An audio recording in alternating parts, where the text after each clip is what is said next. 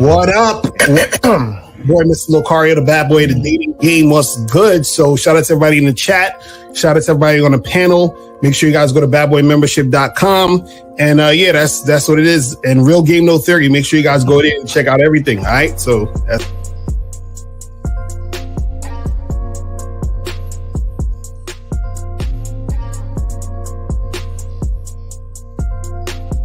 all right, guys, T.D. Williams, over 30 years in the motherfucking game. I'm not a part of a manosphere pill and all that other goofy ass shit they doing. So let's get it, guys. I got a question. Put a Q in there. If y'all want to call in, y'all got the number. We're going to chop it up. Let's get into it right now, gentlemen.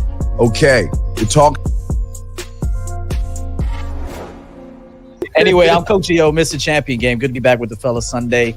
Value for value. Call into the show. Don't, like Locario says, don't wait for the last 15 minutes to call in, because by then we're already ready to roll out. So anyway, good topic. Ready to spit some game. Let's do this.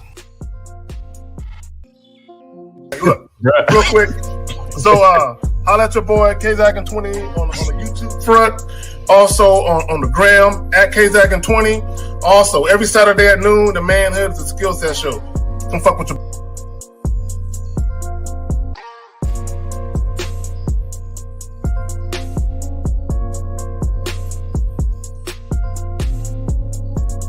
But my name is Mr. 1950.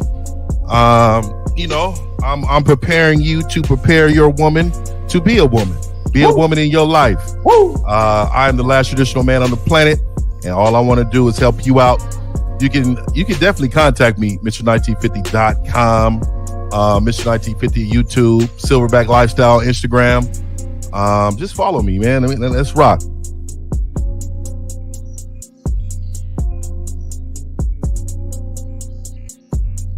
Yo, what's going on? It's your boy Miles Cunningham. Shout out to the Bad Boy membership. Shout out to the Game Kings documentary. Respect to everybody on the panel. I really appreciate you guys being here. Appreciate being here with you guys. Let's spit this game because we know these guys need it.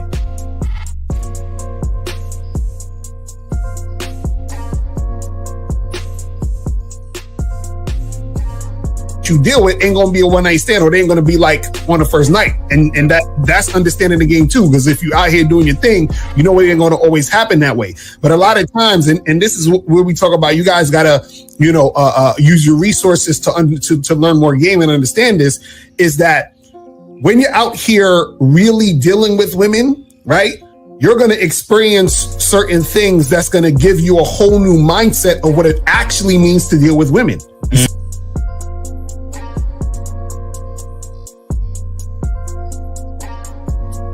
You bitch!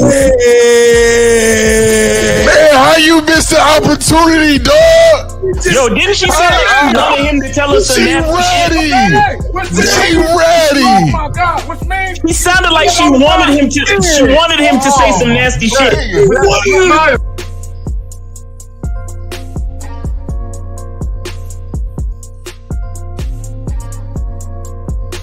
He gotta call her back and tell her, look, hey, look, so I've been doing this in the past for a long time.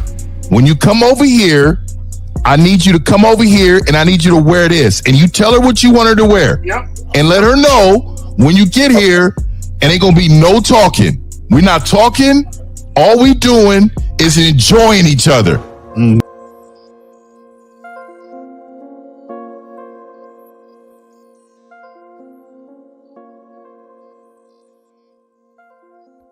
it's like, why the fuck are y'all in these goddamn boyfriend-girlfriend relationships?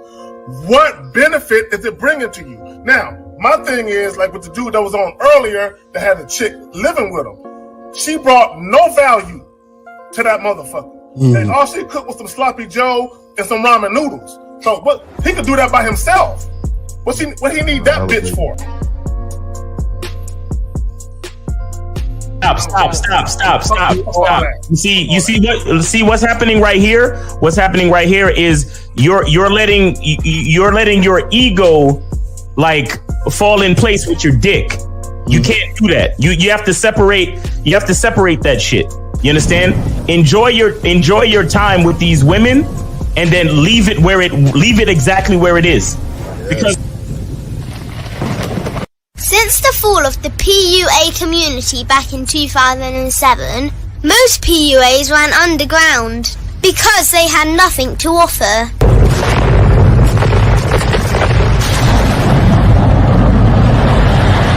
The content creator has become the hero today, dedicated to one single objective: to declaw and defang any person who listens. They decided to join forces to create a cult, and never giving those who listen a solution. It's all about clothes, cars and money, deception and manipulation, indirect game, going your own way. They talk pills and plates. They complain, they blame. Fake it till you make it.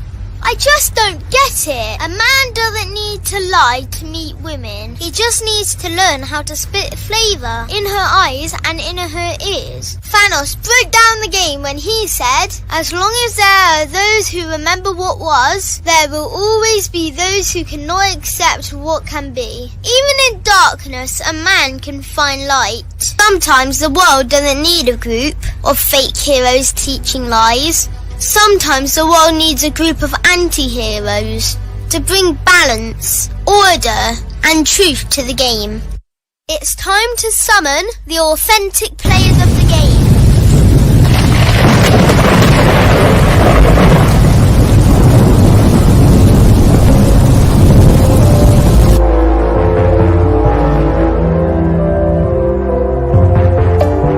Only one group dares to challenge this threat.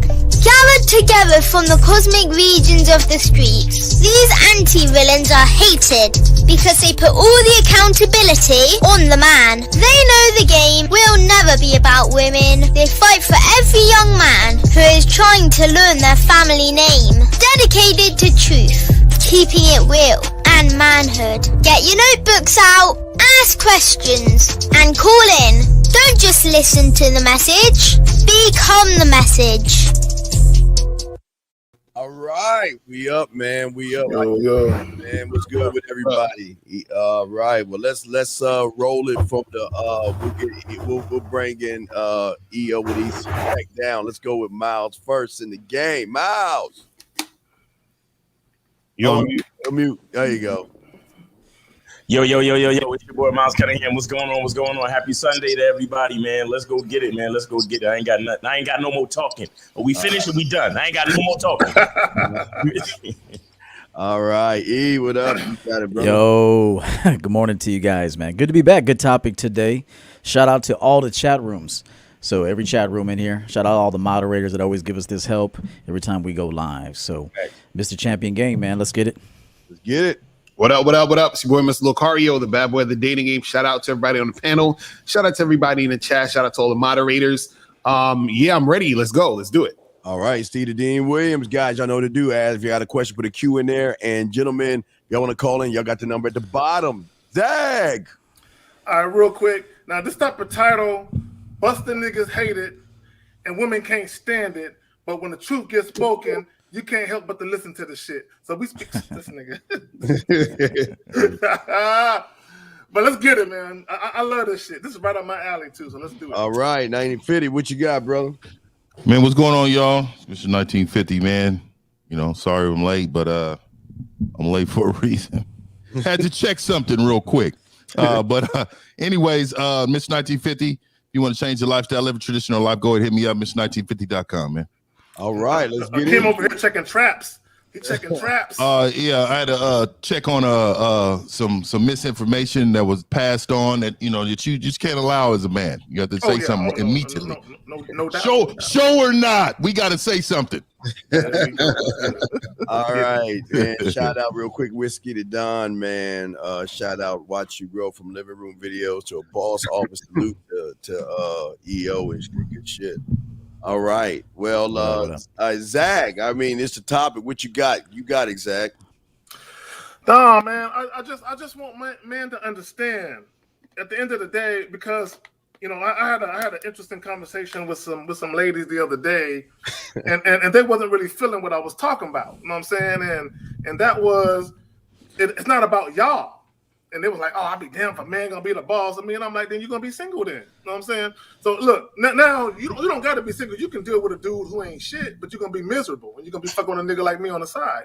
But at the end of the day, what I want guys to understand is regardless of what women say, regardless of what society says you should conduct yourself or how you should conduct yourself as it relates to women, you are the guy that controls your own destiny. Okay, whatever you want out of life, whatever happiness, whatever joy you want out of life, you can get that. You just got to be the guy that can command respect from the women that you deal with. Because a lot of guys say, "Oh, I deserve a woman who's fine. I deserve this and I deserve that," but they don't do anything where a woman feels like I'm willing to give that to you. So you have to be the guy that delivers. Like EO says, value for value. Mm-hmm. So if you that guy, then you can sit back and be like, on my terms only. If you're not that guy, then you can't say that. So that's all I want to put to y'all, man. Y'all got it. No, that's facts. I would also say guys have to understand what their terms are. First of all, that's the thing. Like a lot of dudes don't even have any terms. You know what I mean? So it's kind of like they just go with the flow. The thing that they want, they're like, oh, I just want some sex. So they're willing to do any and everything for sex. And I've seen that a lot in these YouTube streets where dudes is like, well, I'll do anything and by any means necessary and whatever. So a lot of times what happens is that how are you going to get a woman on your terms if you don't have any terms and you're willing to do any and everything to get the girl? And then therefore, this is why a lot of guys have issues. I was on a Clubhouse room the other day because I be on Clubhouse like crazy. These dudes just talking about how it was like, yo, you ever had some pussy that was so good, even though she was crazy, you still kept coming back to her? And I was like, no. I don't do that. You understand? And they're like, nah, come on, bro, you lying, you capping. I'm like, no, I don't mess with, I can't even get my dick hard for a chick who's crazy. You understand what I'm saying? Like, it's a wrap. Like, as soon as I see she on some bullshit, we done. But it's like a lot of these dudes, because they have no terms, no standards or anything, they'll just go along with it. And, you know, that's why they end up in the situations they in. But before everybody else jump in, let me say something. You said something very important. You said the S word. You said standards. Mm-hmm. So when we talk about dealing with women on your terms, that's what we're talking about. We're just talking about men having principles and standards that you live your life by. So if you live your life by those same principles, standards, and goals and bylaws and guidelines, you expect anyone else that you invite into your life to adhere to that. You don't even got to be a woman. It could be your friends. It could be your family members, your coworkers. You have a certain standardized way that you move. And anyone else that moves or operates against the grain of what you got going on, you fucking dismiss them. It ain't that hard. Y'all got it. I was going. Go ahead, Miles. I'll go after you, bro. Go ahead. Yeah, I was going to say. It has a lot to do with. Well, here's the thing. It ends up being like really funny because it's so obvious that women have been lied to somewhere. Pick what you want. Pick whatever source in society you want, but women have been lied to. And the reason this is because a shout out to Whiskey to Don. He says just cuz. And then shout out to, there was another $5 super chat. He said salute this Sunday. All right. I didn't see the name. But what I want to say is women have obviously been lied to because the thing is that, guys talk all these different communities. They bring in these statistics and theories about how women are they're the 80% one. They're the ones that apply for divorce 80% of the time. You understand what I'm saying? The reason that is because a woman in the long term does not respect a man who doesn't have anything about him, who doesn't have any terms, like Lucario said. You understand? Somewhere they've been lied to think that, oh, well, I got to have this, I got to have that, and I need a man to fit into my schedule. When deep down, like I always tell y'all, and like I said, it's a beginning to a more complicated conversation, but bitches know they ain't shit. Understand? They think that they have all these things. Oh, well, I'm strong and I'm independent and I'm smart and I got my degrees and I got this and I got that. And I own several businesses and I make 6 figures. And what do you have? And what do you bring to the table? You understand what I'm saying? But then at the end of the day, they always lose respect for the nigga that don't have nothing going on. You understand? Because after a while, they hate the fact that they're the ones in charge. They hate the fact that they're the ones who have to come up with the terms and then enforce the terms. Right. Meanwhile, these weakling dudes they're thinking, oh, well, it's 50-50 and I have to do, I have to pay attention to my woman and, happy wife and happy life. And, I have to make sure that she's okay and meet her halfway and make sure that, I accommodate her and so on and so forth. And then they wonder why this bitch is filing for divorce. And he's looking, well, all I've ever been was a nice guy to you. And she's like, and she don't even know it, but she's like, that's exactly the fucking problem. That's why I have to leave you, because I'm not safe with you. You understand what I'm saying? You have no fucking terms. I'm not safe. If there's a bump in the night, I don't know if you're gonna go hit that nigga over the head, or if you go and just let him come upstairs and rape me. Right. You know what I'm saying? Like that's how deep it gets. But again, you have to, like the Lucario said, you have to have terms. You have to have something that you're on where a woman can make the choice to say, okay, I fuck with this dude because I can see what he's about. But when you're not about nothing and you're trying to appease these chicks, that's when you're going to lose every time. Facts. Cool. Hey, great commentary. Let me go in here with like a managerial perspective, because I like to manage these women. Okay, so this is how it's going to work long term. All right. So when you're going to apply for a job, clearly the employer makes the most of the money. Okay, it's never going to be the employee. It's going to be the employer. They get most of the benefits because they started the business. Okay, right. So now they're looking for, quote, help, assistance, contributors. All right. So when you go into a job, the employer is selling you on why you should work there. The employee, the potential employee, is selling you on why you should hire them. So when you go into an employer, if it's a good company, they're going to say, hey, we have great long-term benefits. We have retirement plans. We have vacation pay. We have incentives. We have bonuses. Each month we have, if you hit your sales goal, we actually have a prize for the top 3 performers each month. And this is what motivates people to want to do their best. I'm gonna break something to men that they don't want to hear. You motherfuckers aren't fly enough on your own. Okay, just you walking in the door, that ain't gonna work, bro. It could work for a night, but I'm talking about if you want to have women that are gonna want to be with you long term, you must build in incentives to be there. Okay, but again, you don't give it to them for a bad performance. You don't, you give them a couple warnings, just like even in a job. You don't fire them. Now, some things are non-negotiable. If you tell them up front, hey, if you're late within the first 90 days, this goes for everybody. It's not just you. You'll have one warning. If it happens again, you will be dismissed. Okay. So you just give them, you tell them everything up front. Hey, listen, punctuality is important. So instead of telling them, hey, if you're tardy, I'll fire you, you could tell them punctuality is very important here. Okay. So if you're not a good communicator, you're also not selling the rewards of being on your program. Bitches ain't going to stay there. You're not good enough. And in my opinion, I'm the flyest dude on the earth. Even I'm not good enough standalone to manage women long term. And what I mean by that is they want experiences sometimes. Sometimes it's so small. It's just, hey, can we go out in public and have something to eat? And it's something just that small. Like, hey, I'd like to be out with you in public and just have a dinner with you. If your girl, you notice she likes Coach purses. She's been making a lot of money for you, creating products, promoting your business, whatever it is in your own personal life. You have to reward your women. Could you imagine if you went to a job and they never rewarded you? Could you imagine if you never had vacation pay, days off, no option at 401k?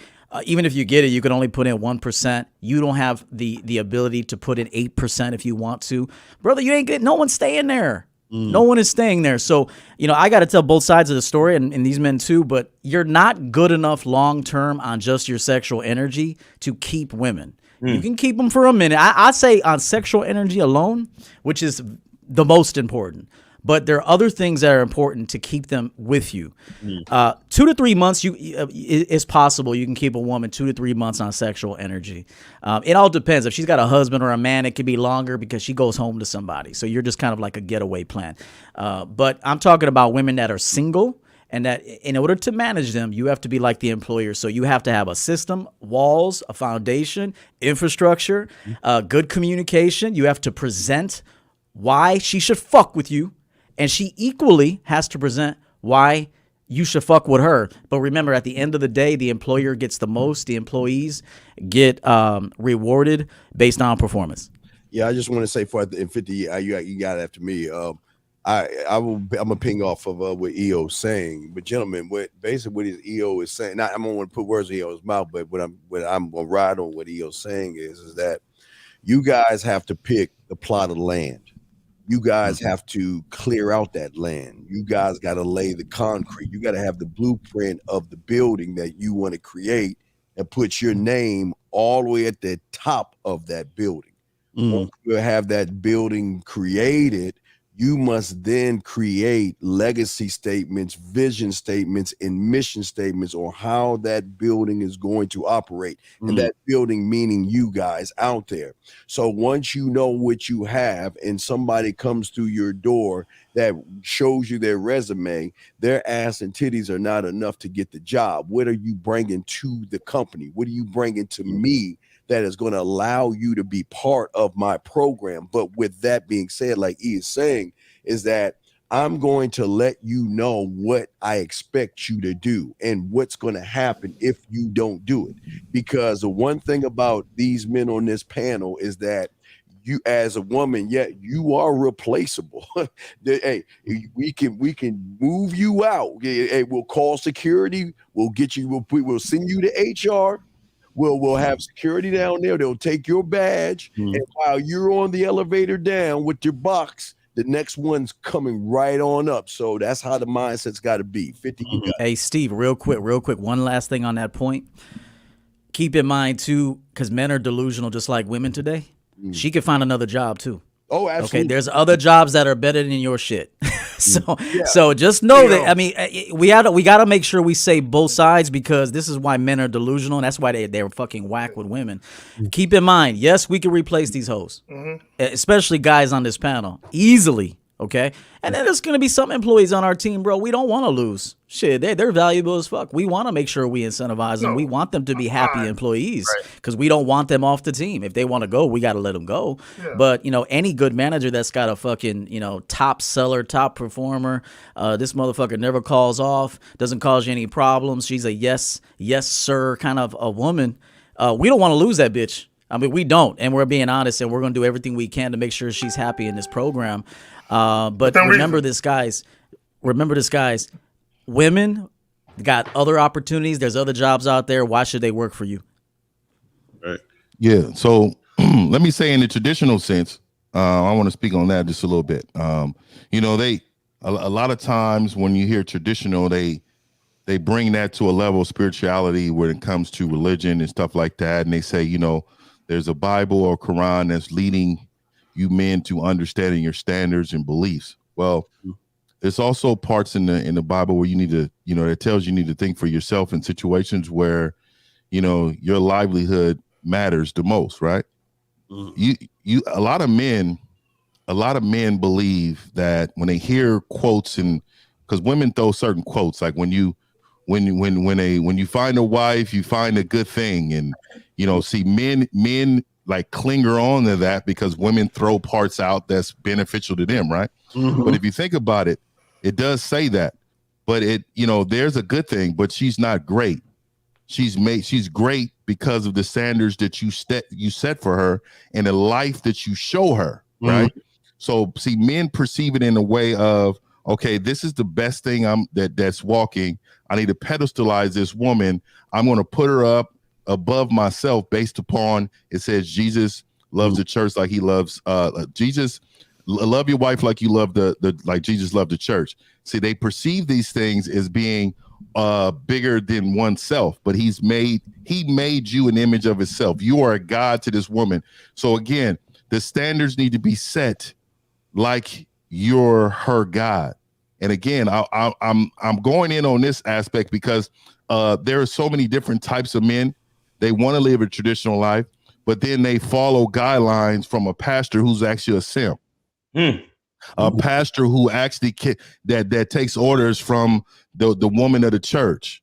The pastor says, I'm getting in trouble if I stay out too late based upon the situation he may be in. These words being said that's not godly. Now we're talking about a man sitting on a podium telling you what to do, but he's a simp himself. Right. So again, I want you men to understand the standards that you create from your own basis need to be for the benefit and the leverage of you. You are the absolute prize in this woman's life. You are the absolute. Look here. I always tell men, we don't marry women. We're not in relationships with. They're in relationships with us. They're the legacy, our seeds, our leadership, our protection. Like, at what point? Why are we glorifying the help? And again, like, a lot of men don't understand when you're out in the dating environment that soon as you allow a woman to speak to you a way, soon as you allow a woman to act a certain way, and soon as you allow a woman to go outside your standards, you are saying to yourself, you don't love yourself enough to have it on your terms. Like, I again, men, follow your beliefs system that you create for yourself prior to entering any situation with a woman. Straight up. That's some real shit.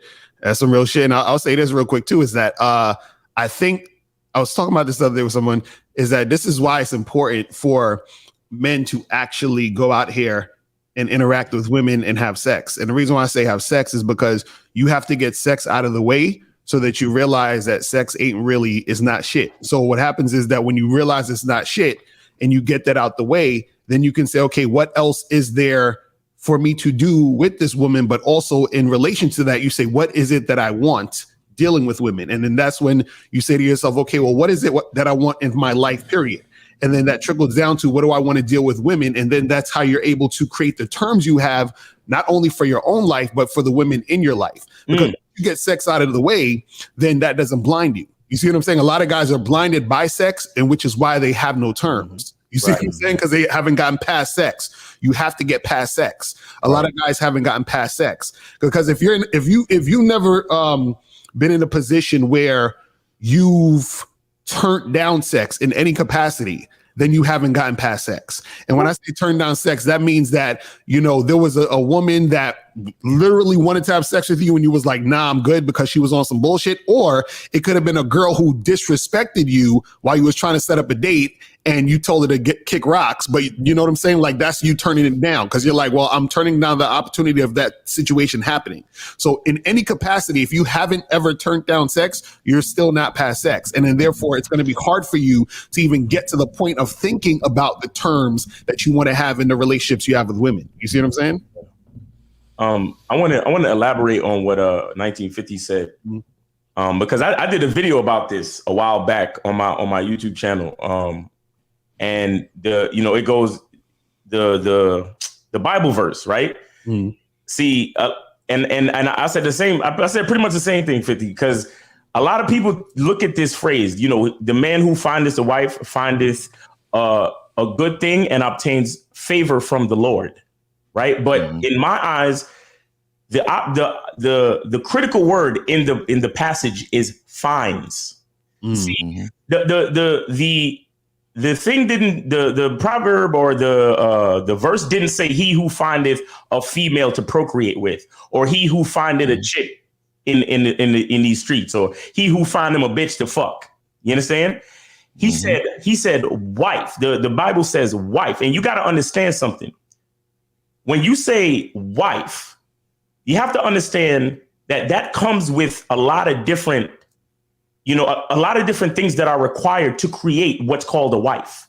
You understand what I'm saying? Because a woman cannot be a wife unless she sees herself being with a husband, a man, somebody that's masculine. Just like with what EO was saying, he was like, well, yes, sometimes we have women on the team who we don't want to get rid of because they showed themselves to be valuable, right? But here's the thing. It's the value of the person, as well as the fact that you provided them an environment to be valuable in. Right. You know what I'm saying? Because there are a lot of women out there that are great women, but they won't work for you necessarily. They have value, but they won't work for you. Why? Because the environment that you might provide for them, they will not be able to thrive in. So you know, it's cool to recognize that, you know, there's a lot of special and beautiful things about women. But as men, we have to draw the line, and we have to be able to find the woman. And if you look at the word "find," it means that things have to be given meaning. Things have to be put in place, and all of those things that have to be given meaning and put in place has to be decided by you, the man. You understand? So it comes back to what Lucario was saying as well about, you know, having terms and having standards and having all of these things put in place. So when the female, you know, they say that whole thing, when the student is ready, the teacher will appear. Right. You understand? How many times have you did the research on a company and you're like, yo, I feel like this would be a great place to work in. And then you go there and you on your probationary period and all you see is fucking office politics and bullshit. And you like, man, I can't wait to get the fuck up out of here and find me another job. Right. You know what I'm saying? Because it's not just what's going on inside you, or it's not just what's going on inside the female. It has a lot to do with the environment. It has a lot to do with the world that man creates for that woman. You understand? Which is why at the end of the day, even though we know women are special and they're vital to, you know, procreation and all these other things that we discuss, we're the ones that plant the seed. You understand? We're the ones that create the environment. We're the ones that create the protection. See, I give the woman a house and then she decorates it. She turns it into a home. But I have to be a man. I have to be a man who can actually provide a house in the first place, and then allow her to, you know, to run free in her femininity to create the home. You see what I'm saying? Real quick, and I want to piggyback really quick, Zach. I'm going to put this in there because he's absolute right. I find that men. See, it's one thing to appreciate the help, but there's another thing to glorifying the help. There's levels to it, and when you're glorifying the help, then what you're saying is the value is above what you're giving. Their value is above what you give that person. You can never glorify the help ever. Go ahead, Zach. And me and Miles, we talked about it. I think we did a joint where we talked about it, and I was talking about how whatever a man bestows upon a woman or gives a woman, she should multiply it. Facts. Okay. Most period. Definitely. So this is my thing. When a woman comes into your life, if you're a man about your shit and you actually value yourself and you value that woman, because if you invite a woman into your life and you give her the title of girlfriend, fiance, wife, or what have you, you must value her, otherwise you wouldn't do it, right? So, or at least you should, because we know a lot of niggas they don't even value themselves. But my point is, if you give a woman that title, if you bestow that honor, because it is an honor, any woman that's listening, it's a motherfucking honor, and you bestow that honor upon that woman, she should be fruitful in your endeavors. She should bring something to you that you didn't have before she got there. You know what I'm saying? Period. Because a lot of guys, they just cool with some warm pussy and a pretty face. And they cool with a couple of meals every now and again. Well, you know, she did cook for me. Okay, and like is that really is that the standard? She cooked me, she made me a sandwich and she threw some ramen noodles together for me. So she at least did something. Bro, you can do that by yourself. Right. You know what I'm saying? Like for me, I do have prerequisites. I do require that a woman be domesticated. But I can do all that myself. I don't need a woman to wash my clothes. I don't need a woman to cook. I can do everything myself. But I just want, look, in the event that I'm sick or I can't move around, I need someone that I can trust that's going to be there. You know what I'm saying? That got a brother back. But as I was saying, I'm going to pass it back to you guys. Again, it goes back to a woman multiplying what you have. And I told a story of, there's this guy I know, he's a mobile mechanic. He drives around fixing cars. His wife takes all the calls for him. She fills the call, she books the appointments, she gets the make, the model of the car, what's wrong with the car, because there's no way he could fix cars and take calls at the same time. Right. He wouldn't be able to do as much business. So she is essential to his business. Yeah, I like that. I like when men involve women. I like when men involve women in their business, man. Like that's straight up. 1 second, guys. Hold on 1 second. We got a few super chat. Hold on a second. Adam, let me tell your fucking ass something before we get started. This stupid shit. Let me tell your bitch ass something. Why don't you shut your goddamn ass up and read what the fuck it says at the bottom? If you have a question, you put a Q in there, bitch. All right. Trying to sit there and try to tell us what the fuck we should be doing. Why don't you shut your goddamn ass up and listen? Now, with that being said, we got a few super chats that we got to answer real quick, gentlemen. But yeah, Adam, shut your ass up and call into the show, motherfucker. Come on, bitch. I'm sorry, guys. Here we go. Now, here we got two super chats here. Go ahead, gentlemen. All right, let me just read off the ones on the side. So Tom Anderson with the $10 super chat. He says many times the issue is not simply women not just wanting to not be governed over, but that they themselves want to govern, to control her fear of vulnerability, but getting time out of both of you. Okay. And we got that was terrible. We got Maxell Colonia with the $5 super chat. He said the Proverbs 31 woman. Oh shit! What happened to it? There it is. There you go. The Proverbs 31 woman she is molded or born. And then Carlos R with $5 super chat. He says this chick who lives far from me always contacts me when she's not dealing with anybody. It's like this. It's been like this for 4 years now. How do I solidify the side chick position? 4 years. Real game, no theory. Real quick. Okay, I just want to ask this guy. Motherfucker, ain't nothing we can tell him. 4 years and you ain't even hit? 4 years, ain't nothing we can tell him, Zach. Ain't nothing we can tell him, Zach. He needs way more than a small conversation. He's the side bitch. You don't realize that. Bro, shit, he's like the old man in a wheelchair. Shit, he's about that. He's like that dude. Hey, go back. Do me a favor if you can go back to the first guy. I just wanted to touch on something real quick that he asked or he said. The $10 super chat. Responsibilities. You talking about this one here? Yeah. So here's the thing. Every human being wants some level of control in their lives. I mean, this is being human. Okay. So again, I mean, I have to personally get away from the delusions because men have a lot of them too. So here's the thing. You're supposed to discover what she's good at and then help her become great at it and then let her be responsible for that. Okay. So because it's like these guys that get on their purpose. If the woman doesn't feel part of your purpose, she don't give a flying fuck about your purpose. Right.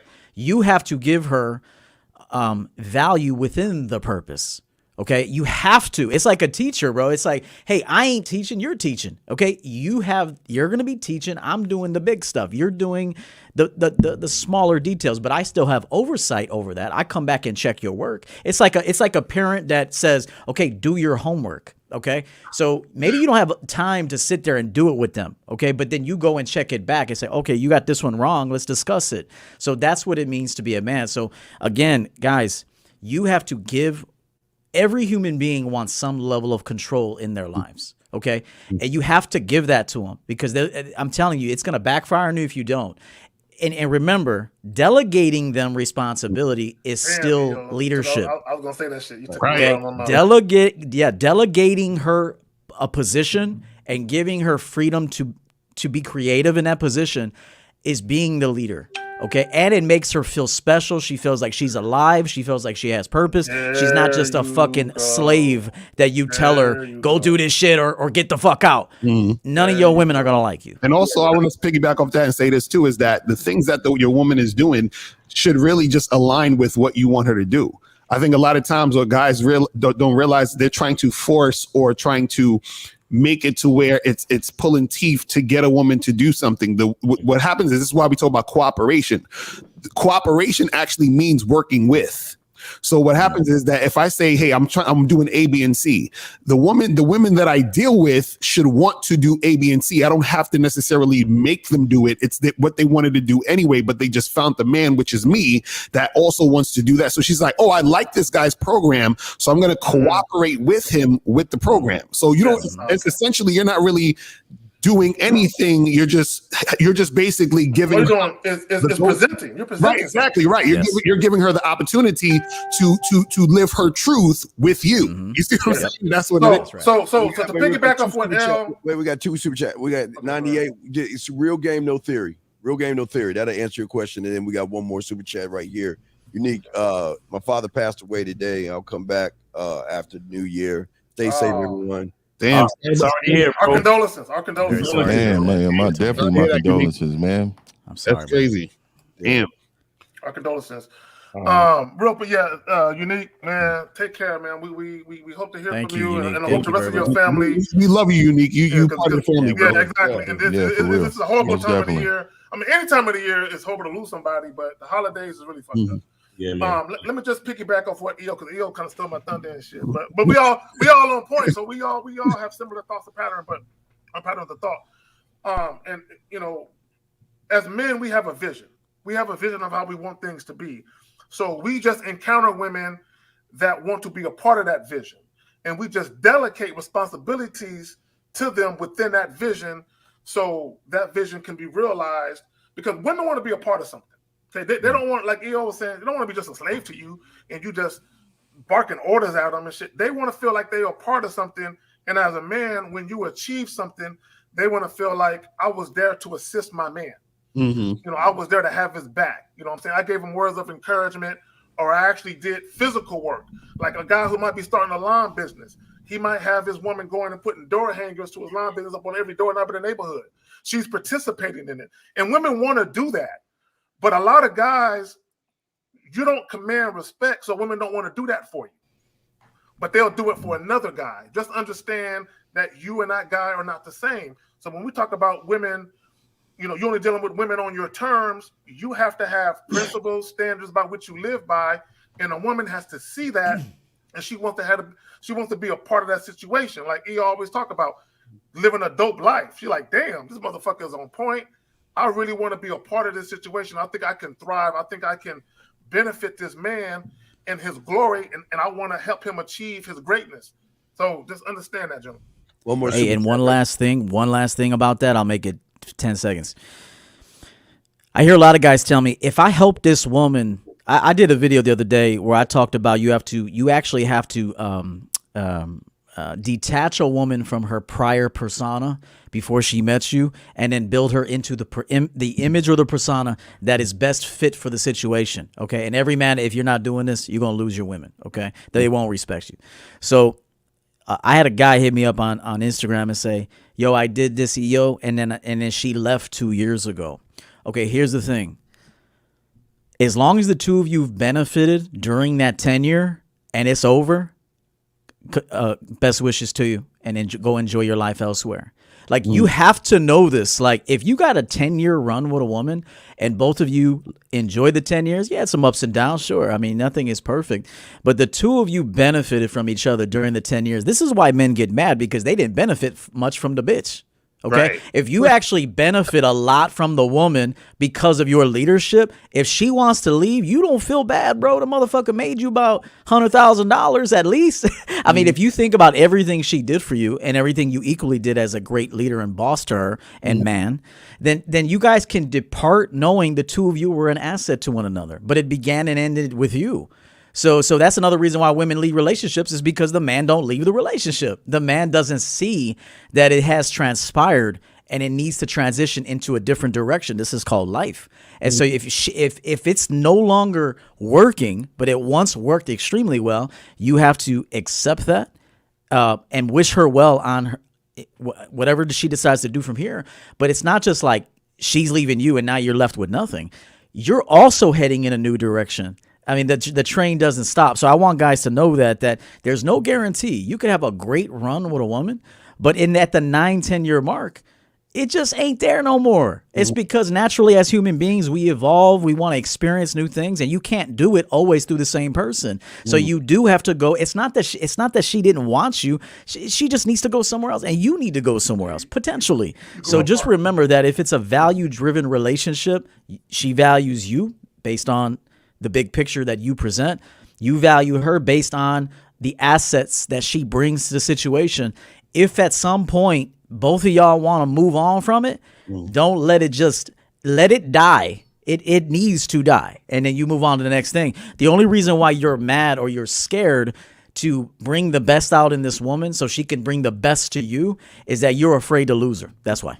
All right, real quick, we got 2 super chats. Carlos, real game, no theory, for your help. Eddie, here's yours. Always sharing true facts and become a real man, like the mentor say. Don't listen to the message, become the messenger. In the car, I think we have calls No calls yet. Okay, no calls Okay, yet. and guys, make sure you call up 516-387-1224. Do not, because we look, but at a 2-hour mark, we're out of here. So don't be trying to call at the last minute. Shout out to Let me throw this in there, and to kind of piggyback on what EO was saying. When news broke that Steph Curry's mother, Sonia Curry, and his father Dale Curry was divorcing, I was telling people they had a successful marriage. Yeah, right. That's fact. It was successful. They was married for 30 plus years. They had 2 sons that are NBA guys. One is a superstar. One is a pretty damn good player. And they had a sister who's married to an NBA player. All of them are wealthy people. You know what I'm saying? Doing their thing. I'm like, they raised their children under the same roof. And now they're in their adulthood, and now they're, having grandchildren. I'm like, they had a successful marriage. Just because it ended doesn't mean it's not successful.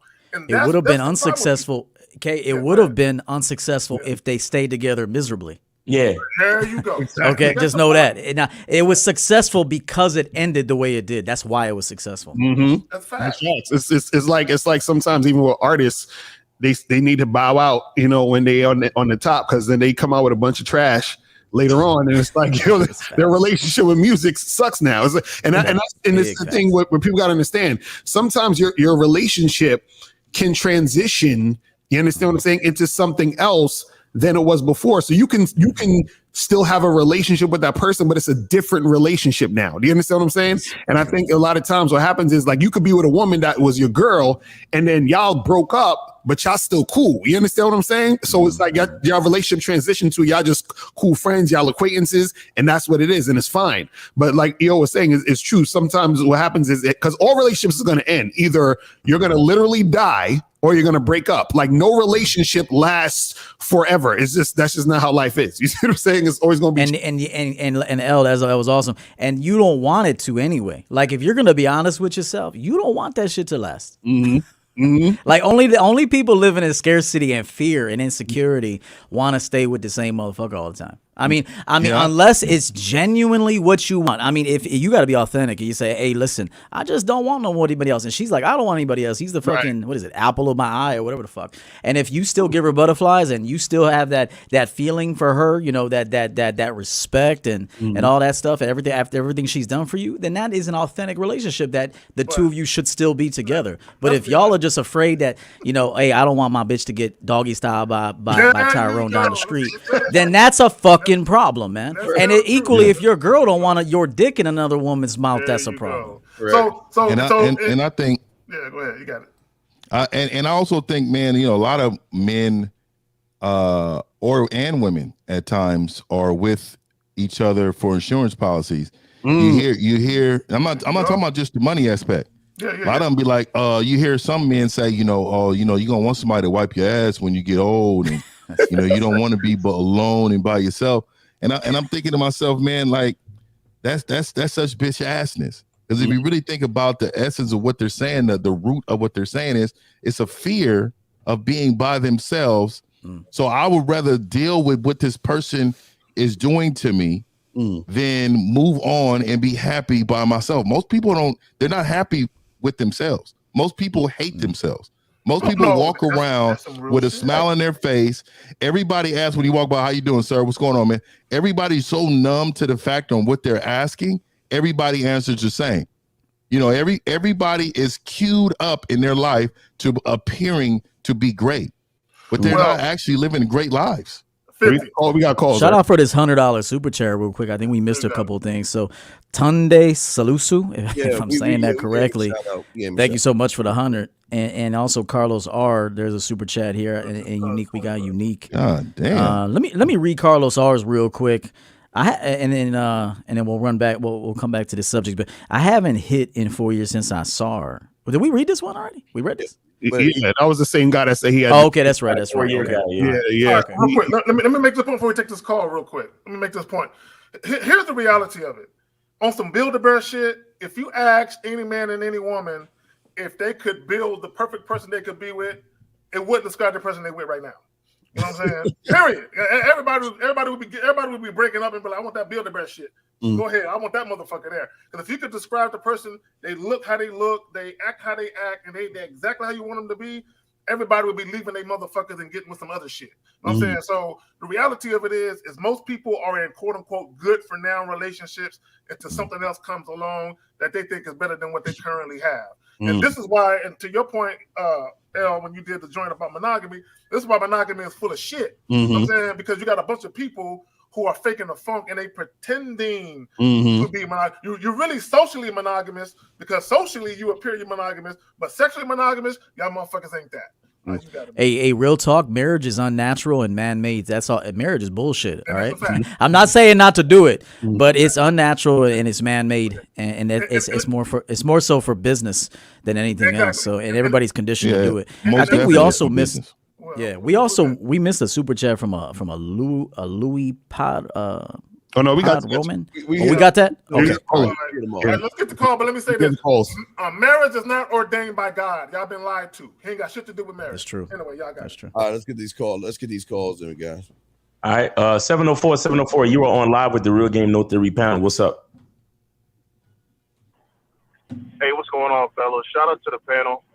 This is Coach Jay. I've been in the chat for a little while. Shout out to EO. Shout out to everybody. Everybody's spitting straight facts this morning. I wanted to comment on the whole marriage transition thing. Think about somebody like The Rock. The Rock was married to his wife. After a while, they divorced, and now this guy is the biggest name in Hollywood. She transitioned from a wife to a manager. She manages him now and manages his studio. There are many opportunities that a lot of guys miss because they get in their feelings and their emotions.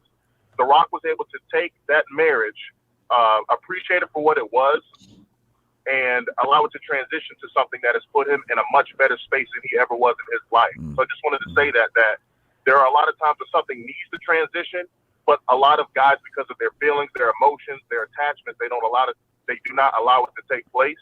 If you do, there is potentially something greater on the other side of that. I just wanted to say that. Shout out to everybody. I'm going to hang up now and go back into the chat. Jay, before you go, appreciate the cash out. Why don't you plug your channel real quick? He cut out. Oh, okay. All right. Yeah, he hung up. And that's it for now. Okay. I would agree to him. I would agree with that to a point too with the Rock situation. See, I view it, that's fine that she's in position to do that. But let's just say he was never a leader in that whole situation, like in the relationship. And then it comes to business, and she's like leading the charge for him. He's in society's eyes, he's a successful man based upon the money he brings in and who he is in the social media realm. But like in a relationship, how was he? Right? Was he leading his woman? Was he in control of this situation? Even in the business aspect, how could you do business with a person who has done foul things to you? Right. So we don't know what she did. Yeah, she may be in that position, but he may be too bitch to see it. You know what I mean? He may be too bitch to see it. So there's two sides to it. And I agree with what he said when it comes to, men being in their emotions, because I definitely agree with that. They miss out on opportunities based upon their emotions. A woman can't have value outside relationship. I always wonder why men be like, my ex, I don't never talk to her ass again. I be hearing like men say that. Like I've never had a situation where I'm in ever that bad standing with any human being, man. You know what I mean? Because I'm big fan. We got some chat questions. We got in the chat. They already have. Fellas, is it always a bad look if a married woman doesn't want to share the last name of her husband? Yes. Yeah, marry your father then. If you don't want this last name, marry your father. That's a very bad look. Out of here with that. Okay, it says this sounds like insecurity and rejecting her first, so she can't reject me. What's the difference between that and the concept you guys are trying to explain?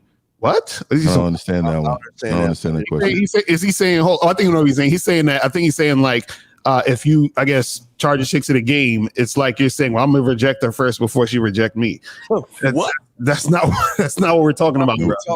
We're not. Yeah. Because check this out. If an employer has an employee that just doesn't show up anymore, he don't give a fuck. Right. He's gonna hire somebody else.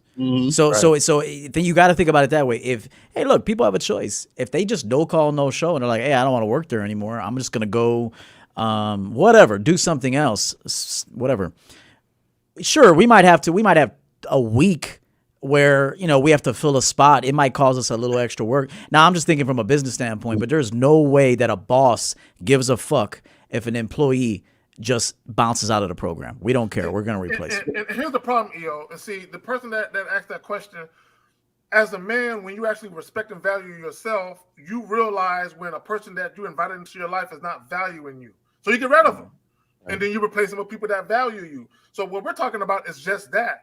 We as men, because we value ourselves and respect ourselves, we recognize and realize when a person is not a good fit for what we got going on. Right. And before we get too far into the bullshit with it, you know what I'm saying? Because we actually respect ourselves and we don't give a fuck about a woman's beauty. We don't give a fuck about our pussy like that.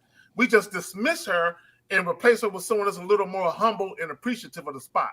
Simple as that. He said the opportune thing. He said, it sounds like insecurity to me. Of course, it sounds like that to you, because you have no idea what the fuck we're saying. So let's be clear. We got two more. So this one says, if you want to do something well, it's better to do it yourself, right? Instead of delegating tasks to a woman. Horrible. Horrible. I still don't get it. Okay, well, bro, this is what you don't understand, right? Is that if you're gonna, first of all, you're living your life, right? You're doing your thing. If you're doing big things, right? And you have a company, what company do you know that doesn't delegate tasks to their employees? You understand? That's how the company grows to bigger and better things if you want to do it that way. Now, second thing is, if you're going to be with a woman, right? And this is why I said you got to get past sex. I always say, if you're just with a woman and she's with you for an extended period of time and you spend a lot of time on her and all you're doing is fucking, then you're missing out. Because why is she there just fucking you and not contributing to other things in the situation? So if she's going to be there anyway, shouldn't she be actually doing something while she's there? You understand what I'm saying? It's just like when you have a person that you know that shit out of luck and they fucking like, you know, need to stay at your place for like a few months. I'm like, nigga, at least clean up or something, like wash the dishes. You got to do something. You can't just be sitting on the couch. Niggas always saying shit I was gonna say before. No, because I actually did a video talking about that shit. Can I explain what you explaining about inviting people into your crib? Right. And they don't do shit.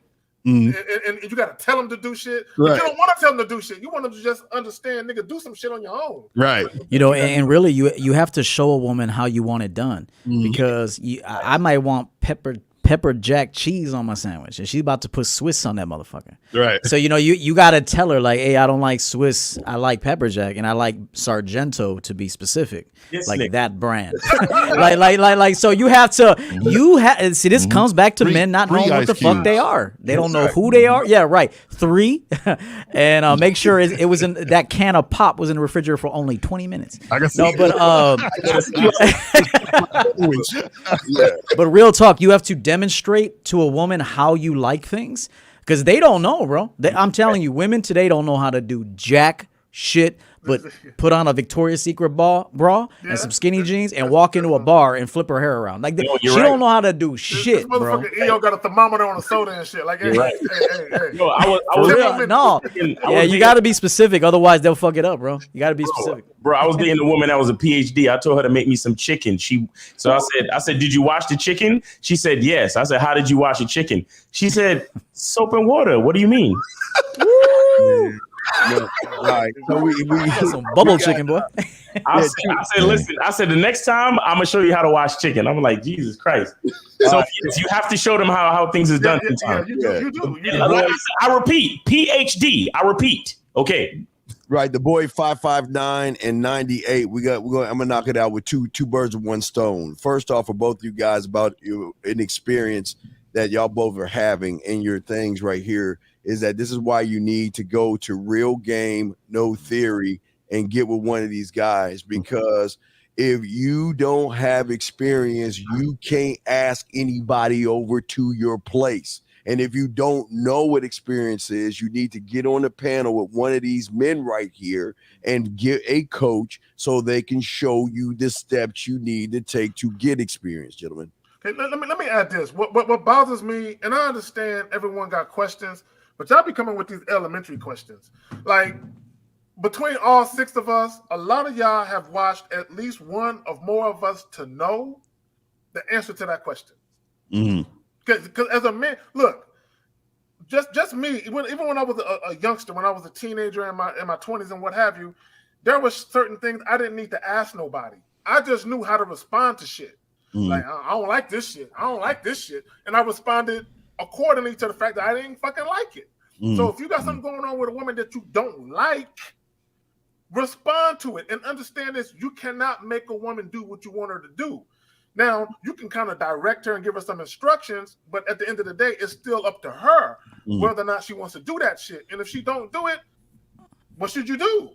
I mean, it's really simple. You walk the fuck off and be observant. Like, if I go to Lucario's house, I'm going to look around his house to see what he likes. So if I see some iced tea sitting on the counter or whatever I see, you know, in his house, then I know what I'm learning him. I know what he likes. Same thing with like anywhere you go. So be observant and look and say, oh, they have that there for a reason. Oh, they enjoy Pringles. They drink whatever, you know, Diet Pepsi. You know, don't buy them Diet Coke then, because usually if someone drinks Pepsi, they don't drink Coke.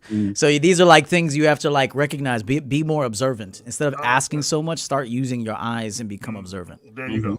That's facts. Guys, call in 516-387-1224, 516-387-1224 is the number. So get you know. It just came in. So let's get it. 323. You are on live with the Real Game No Theory panel. What's up? Hey, what's up, guys? What's up, man? How's it going? Chilling. So my question, good, man. So my question was it's kind of for the whole panel, but I wanted to get kind of EO's take on it first. So I wrote it down, so let me just read it. Okay, so my question is, how do you like develop an attitude where, like, if a chick steps out of line, or if she's not, like, if she's acting too crazy, like, are you able to cut her off without, like, for example, like EO says, all right, bro, young man, we'll let EO answer that question. All right, young man. All right, young man, we got your questions. Let EO answer first, and we'll get. He ain't even in the shit. Okay, so, caller, we want you to do is we want you to go back to the 1 hour, 1 minute mark of this show and listen to your voice and understand that you just ain't got the wherewithal right now to control yourself, more or less, a woman. You understand that, young man? Okay, that wasn't my question though. But so what's the way? I want to know what the full question is. So you said a chick is acting crazy, and then what happens? No, my question is, how do you develop the attitude where you're able to? Okay, all right, sir. You said, how do you develop it? How do you develop it? I'm giving you the answer, but you're trying to avoid the answer itself. How can you develop it if you ain't got no balls in any spine, big dog? Now, to be fair to the caller, you know, obviously EO is someone that he watches. So let's pose the question to you. And now, Steve, you're not wrong. You're absolutely right. But he might need to hear it from another voice, so he can understand that we all are in alignment with that same motherfucking thought process. So this is the same guy that called in last week with the bipolar chick, right? No. I haven't called in for like a month. To be honest. Okay. What's your question again? Can you just briefly state the question? So my question is, okay, so you said multiple times that I know you're with your girl, but if she doesn't fall in line with whatever you're saying, you'd have a problem like cutting her off, even though you've been with her for a while. And so my thing is, sometimes like if I'm talking to a chick and then let's say we're talking for like a couple of days or like a week or 2 weeks and she's not acting right, like I know what I have to do, but it's still kind of like, and I might sound like a bitch for saying this, but I know what I have to do. Like I'll cut her off, but it's still let me finish. It's still kind of like fucking, it's gonna sound gay, but it kind of like still hurts inside. Oh God, stop! Yeah. And let Leo get after it. Let Leo get it. Hold on real quick. I know I sound like a bitch saying this, but sometimes it hurts inside. Get the fuck you talking about? Let Leo get it. I mean, I'll tell him this. I mean, if you want to hire me for coaching, you just go to the website and hire me, and I'll help you, a little bit more in depth. But you're the problem. Steve said this, and all the other men. It's not the women. It's you're the problem, bro. So I'm just gonna say that this is your problem. Look, it all depends. Like even like, look, I tell SNO all the time, you're not new, so don't act new. Okay. So that's my line. She could tell you. I tell her that. I'm like, so anytime I see any slip, any slip, I'm gonna say, just remember, you're not new here, so don't act new, because you know what happens to new bitches. Okay. So yeah, go ahead. One thing, excuse me. Beyond the weight room, if you ever say anything disrespectful like that again, you're gone. Do not disrespect EO like that. You understand, motherfucker? Excuse me. I'm sorry. Don't you do that again, bitch. Oh, you gone. I'm sorry, EO. Please continue. Yeah, I didn't even see what he said. Well, no, I'm not going to show what he said. But yeah, it's okay. Yeah, I appreciate it. So it's one of those things where you have to expect new bitches to be a little bit rebellious. Okay, I do teach this, but at the same point though, you should have so many women that even their rebellion, there's an extent that you can allow it to go. I mean, like if it's mild shit testing, mild like just trying to see if you're that dude, then you gotta hold on a minute. So in the beginning, you have to expect as a man, she doesn't know me, she's used to sorry ass motherfuckers probably, and so she's not gonna really be used to my energy. I mean, especially the way I am. So I have to give her a little bit of time, just a little. I'm not saying a lot. There's certain things she's automatically dismissed, but if it's little things like 5 minutes late, I mean, you're gonna hear dudes on the internet say, if she's 5 minutes late, tell her the date's over. It's like, look, I mean, when she walks in, just say, hey, if she's a couple minutes late, if she's telling you I'm running a little bit late, when she comes in, you say something like, I see you put a little extra effort in for me tonight. I do appreciate that, but punctuality is important. Okay, moving forward. So it's just being a good coach. But like I say, and I'm no different. I tell SNO, she's listening right now. She's fucking working for me right now. I tell her all the time, you're not new here, and so don't act new. Hold on. Learn. Don't talk. Learn. So, you're in charge. You lead. She follows. If you notice women don't follow you, they don't want to follow you. The problem is with you, and I probably would have to coach you on a more extensive basis. Yeah, no, I understand that. My question was, let's say you said you call your check SNO, right? Let's say you're with her for, let's say, a year. Oh, okay, well, hold on. Call her. Hold on, real quick. Hold on, Steve. Call her. Do us a favor. This will work out a lot smoother if you do this. Just give us an exact situation that happened. Don't give us hypotheticals. Just tell us exactly what happened. Why you calling us? What happened to you recently that got you asking this question? Right. Okay, so I was talking to this one girl. We went out a couple of times. We did our thing. Like I smashed a couple of times, and just yesterday, she got out of work, and she's acting a little bit out of pocket, and so we were calling, and so we had a huge fight. And so basically, what's that look like? What's that look like when she's acting out of pocket? And what is a huge fight with a new bitch? I'm about to say that. New bitch. Let him finish his whole spiel real quick. What is out of pocket? Call her. Finish it. Be specific. Call her. Go ahead. Well, she was yelling because she got out of work, and then she said she had a couple of drinks. So she called me, and she was like kind of acting like stupid. So I told her, like, don't call me when you're like somewhat tipsy. And then she got mad, and then she blocked me. But then this morning, she called me again, and I wait, let me finish. God damn. Wait, hold the fuck up. Wait. Why didn't you talk to her the way you just talked to us? Facts! There you go. Why did you talk to her that way? Right. See, exactly. He's like, did he say, what do you mean? Hold on, caller. Hold that thought, because you're not the first to do this. There's a lot of guys that call up and they got all this ballsy energy for dudes. But when it comes to women, all of a sudden y'all real moist and vaginal. It hurts inside. It hurts inside. I wanted to address that before the call was over on your mannerisms. We don't hurt inside. That's all like woman shit. That's what women say to each other. He hurt me. I have never been hurt in my life. That's cat. You've never been hurt in your life? Wow. No, you understand what I'm saying? I agree. Understand what I'm saying? I have never been hurt in my entire life. And for you guys to say the word cap, this is how y'all communicate with each other.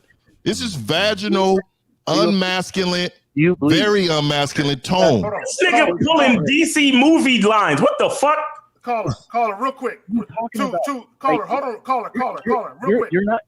hold on, call it. To 50's point, me myself, I've never had my heart broke either. I've never been hurt. Ever. I've been irritated by some bitches, but I've never been like hurt, like in my room with the shades drawn in the dark, with the rocking back and forth. You know what I'm saying? Straight jacket. Motherfuckers, your boys got to check on you and shit.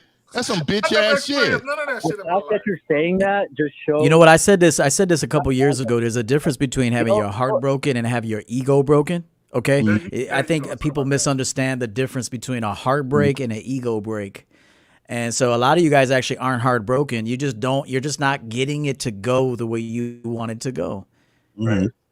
And caller, the reason why you're having these issues in the first place, caller, real quick.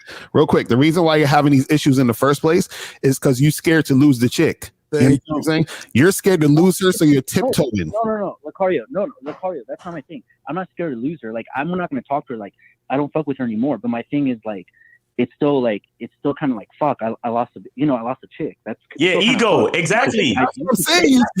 That's what I'm saying. Bro, let me say something. How do you lose a chick you never had? Hold on, because I'm done. Real quick. Let me explain something to you. The reason you understand, the reason why the woman is acting the way she's acting towards you is because from the beginning, don't think just because you hit that you winning. You understand what I'm saying? He ain't fucking. From the beginning, right? She can feel like all that. You see when you was like, oh, this kind of hurts. Might sound kind of like a bitch or something. Like that energy, she sees that already, bro, from the beginning. That's what I'm trying to tell you. When you put the tip in. I don't care if she doesn't fuck with me anymore. That's not my thing. You do care. Why are you calling us? Bro, you're not getting what we're saying. No, I'm calling. Yo, we knew that you were a bitch and that you were hurting inside from the time that you called in, bro. Yeah. Right. So that's what I'm saying. The women can see that too. That's what we're trying to say. This is called vaginal relationship mourning. You are in mourning. You lost a bitch.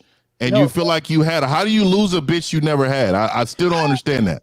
And how do you lose? Caller, and listen to this. No, caller, be quiet, man. Listen, we're talking to you right now.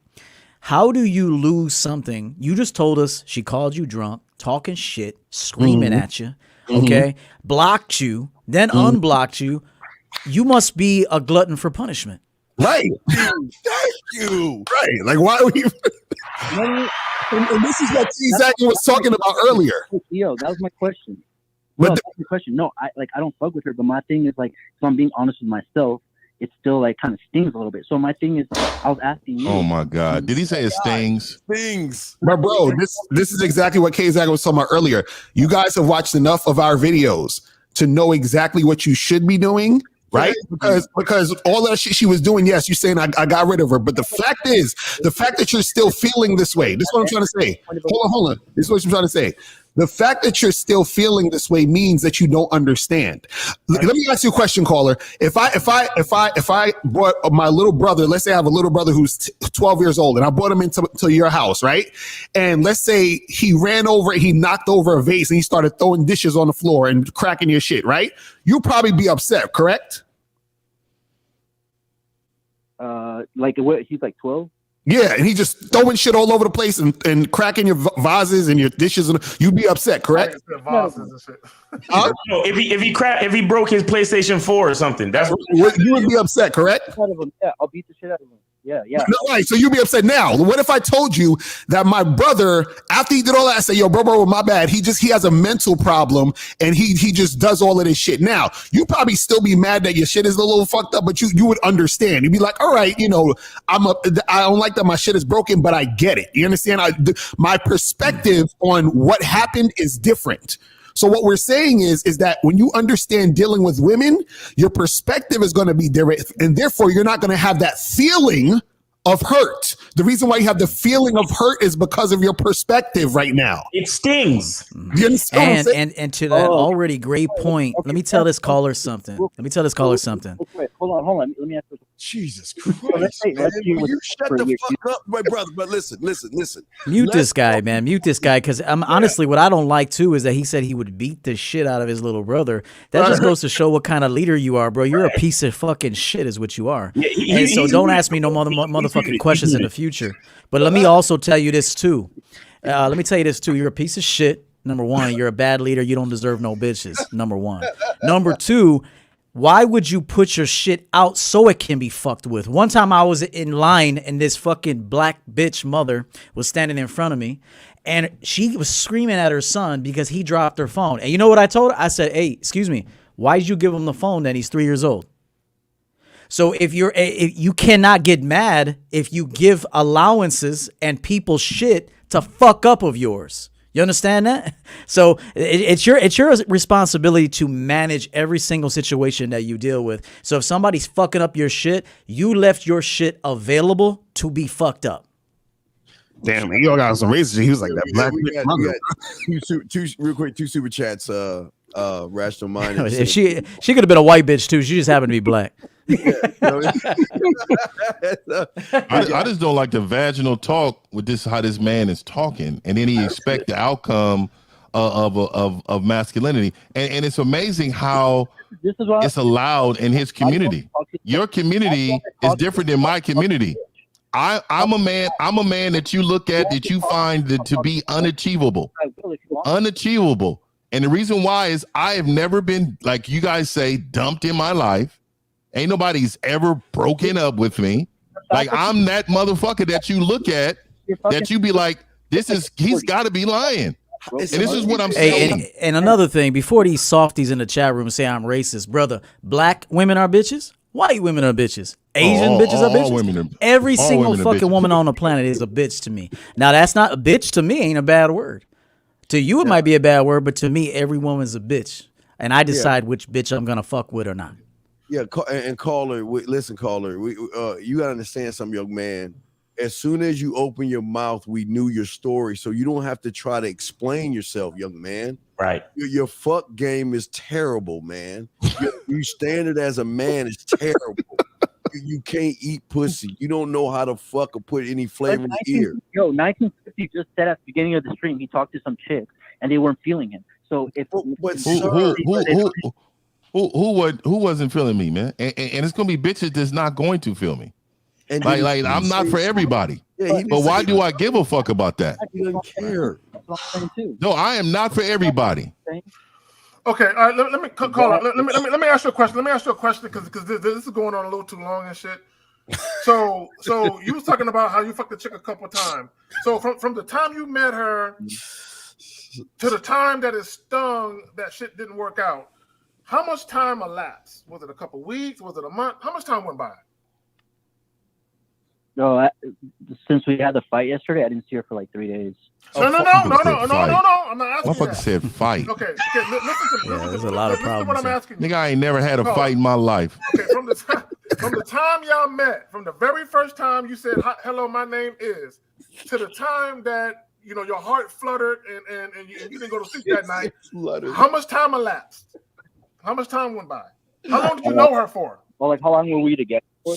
Or like together? How the fuck out of? Okay, go ahead, bro. Go ahead. How long? Like a month. Well, hold on. You said together. Was she your girlfriend?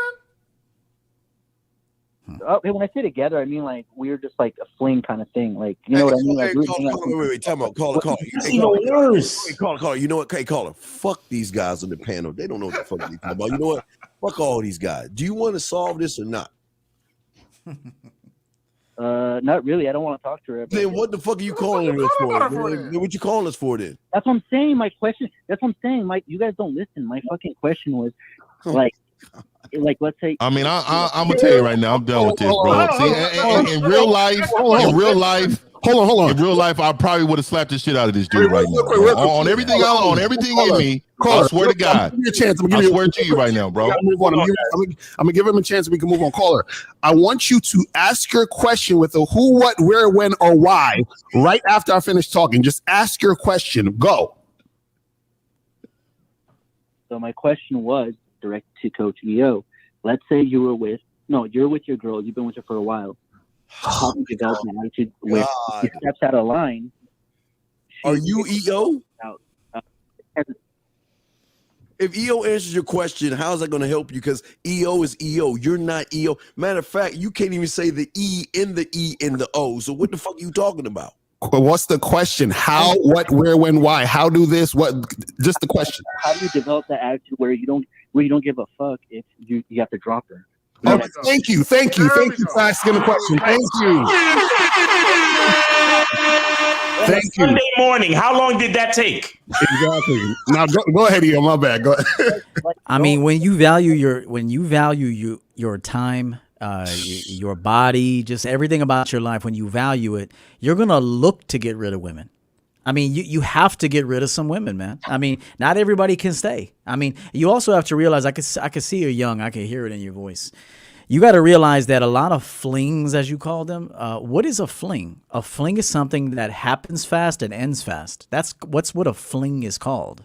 Okay, so you're not accepting the reality of what a fling is. That is a fling.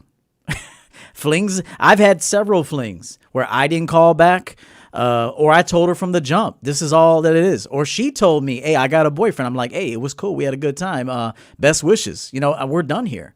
I mean, so the more you begin to value your time, your body, your words, even everything about you, the more you'll start to see, okay, she's not worth being here any longer. It's not that she's worthless. She's just not worth being. She can't be around me anymore. So that's all I'll say to you about that. And to any guy in the chat room that says I'm racist, fuck it, I'm racist then. Fuck it. If you want to call me racist, I'm racist then. I said a black bitch. I did say that, and I ain't retracting shit. And if she was a white bitch, I would have said a white bitch mother. But she happened to be a black bitch mother. But if she was an Asian bitch mother, I would have said, check it out. There was this Asian bitch mother. I would have said it.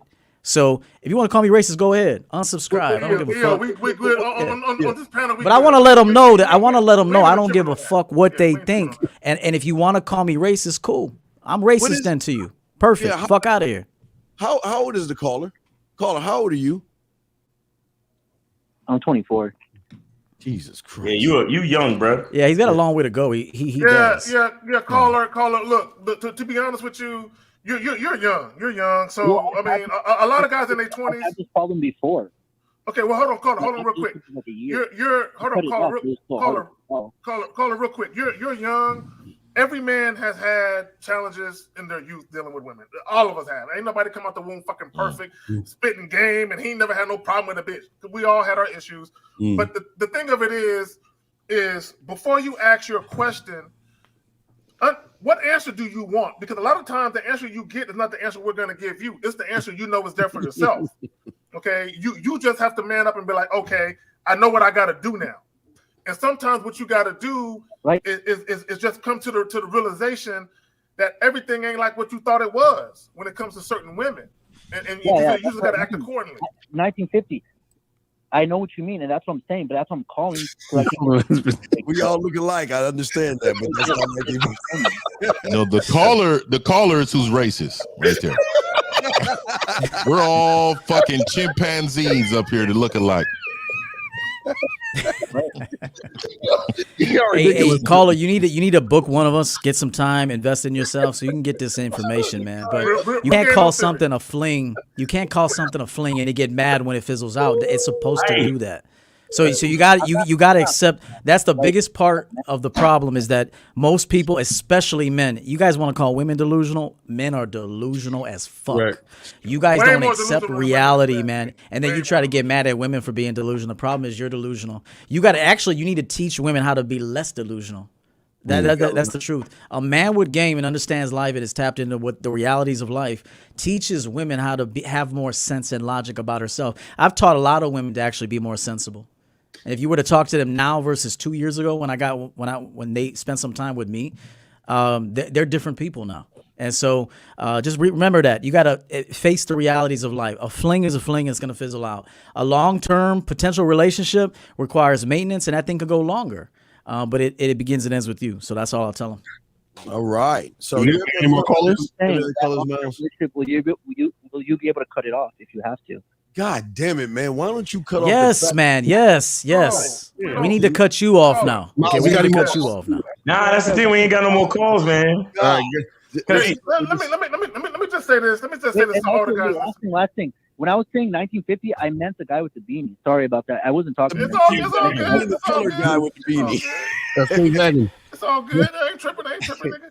It's all good. Don't worry about it. Exactly. And the fact that he called you the wrong name, does it sting? Are you hurting inside? Not at all.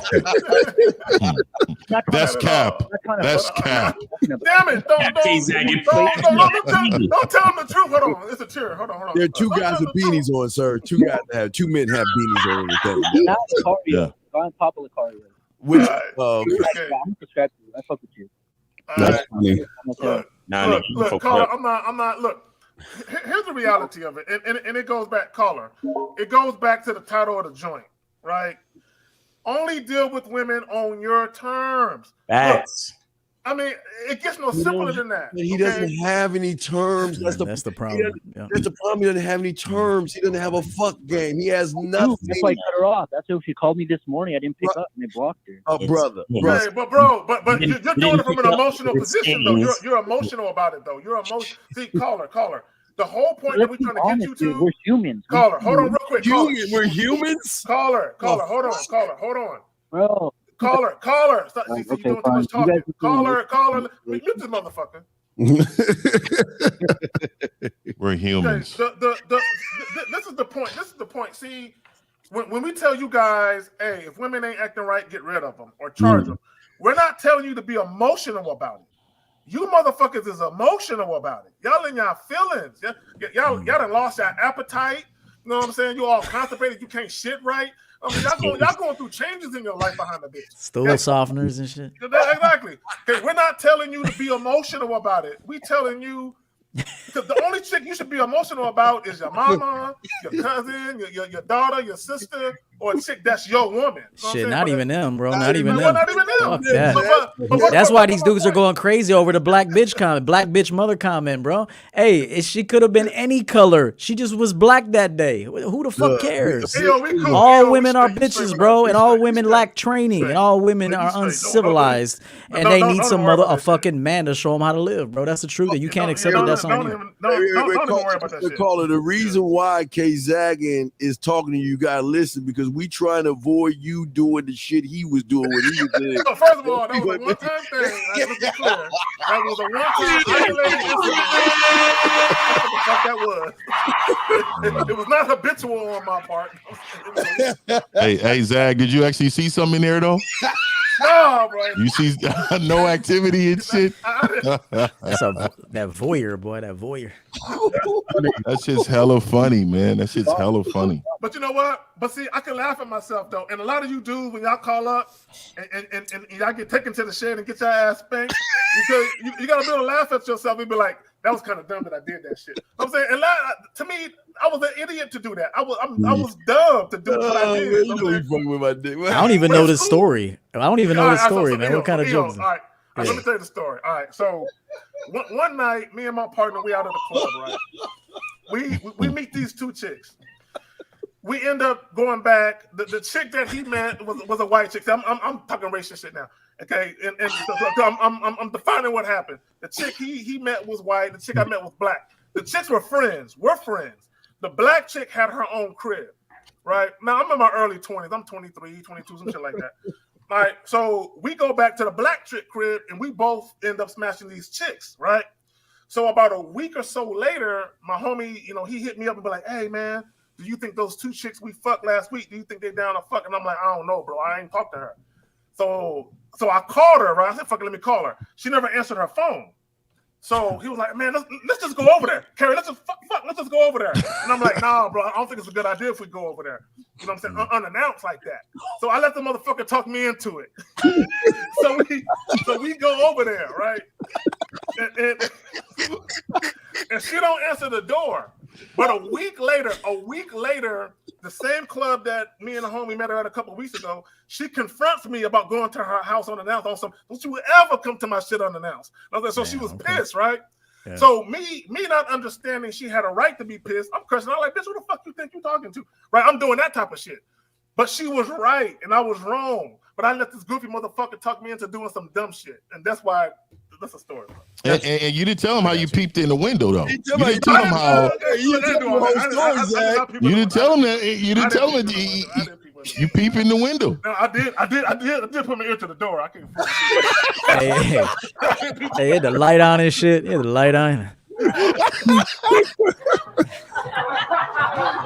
the bad thing is, how did she know? Especially back then, there wasn't no Ring cameras. How did she know? That means she was in the fucking house, bro. She was in the fucking house, bro. She was fucking, bro. She was fucking. She was fucking. You know, That's back why she then, got mad at me for doing that shit. Zach, when we was 22, that was like, bro, that was early 2000s, bro. Like, you know, it wasn't no Ring camera then. That bitch was in the house. She was fucking. Bro, she had another nigga in the fucking. And it was dark, all the lights were off. Oh, man. Anything else, Caller, you want to ask us? Oh, man, that's hella fun. No, the only thing I wanted to say is, like, I know what you mean, but how do you not have emotions when you're, let's say, with a chick for like brother a year? How do you not develop? Okay, brother. No. Okay, can I say something real quick? Because I think he's being confused. He's confused a little bit.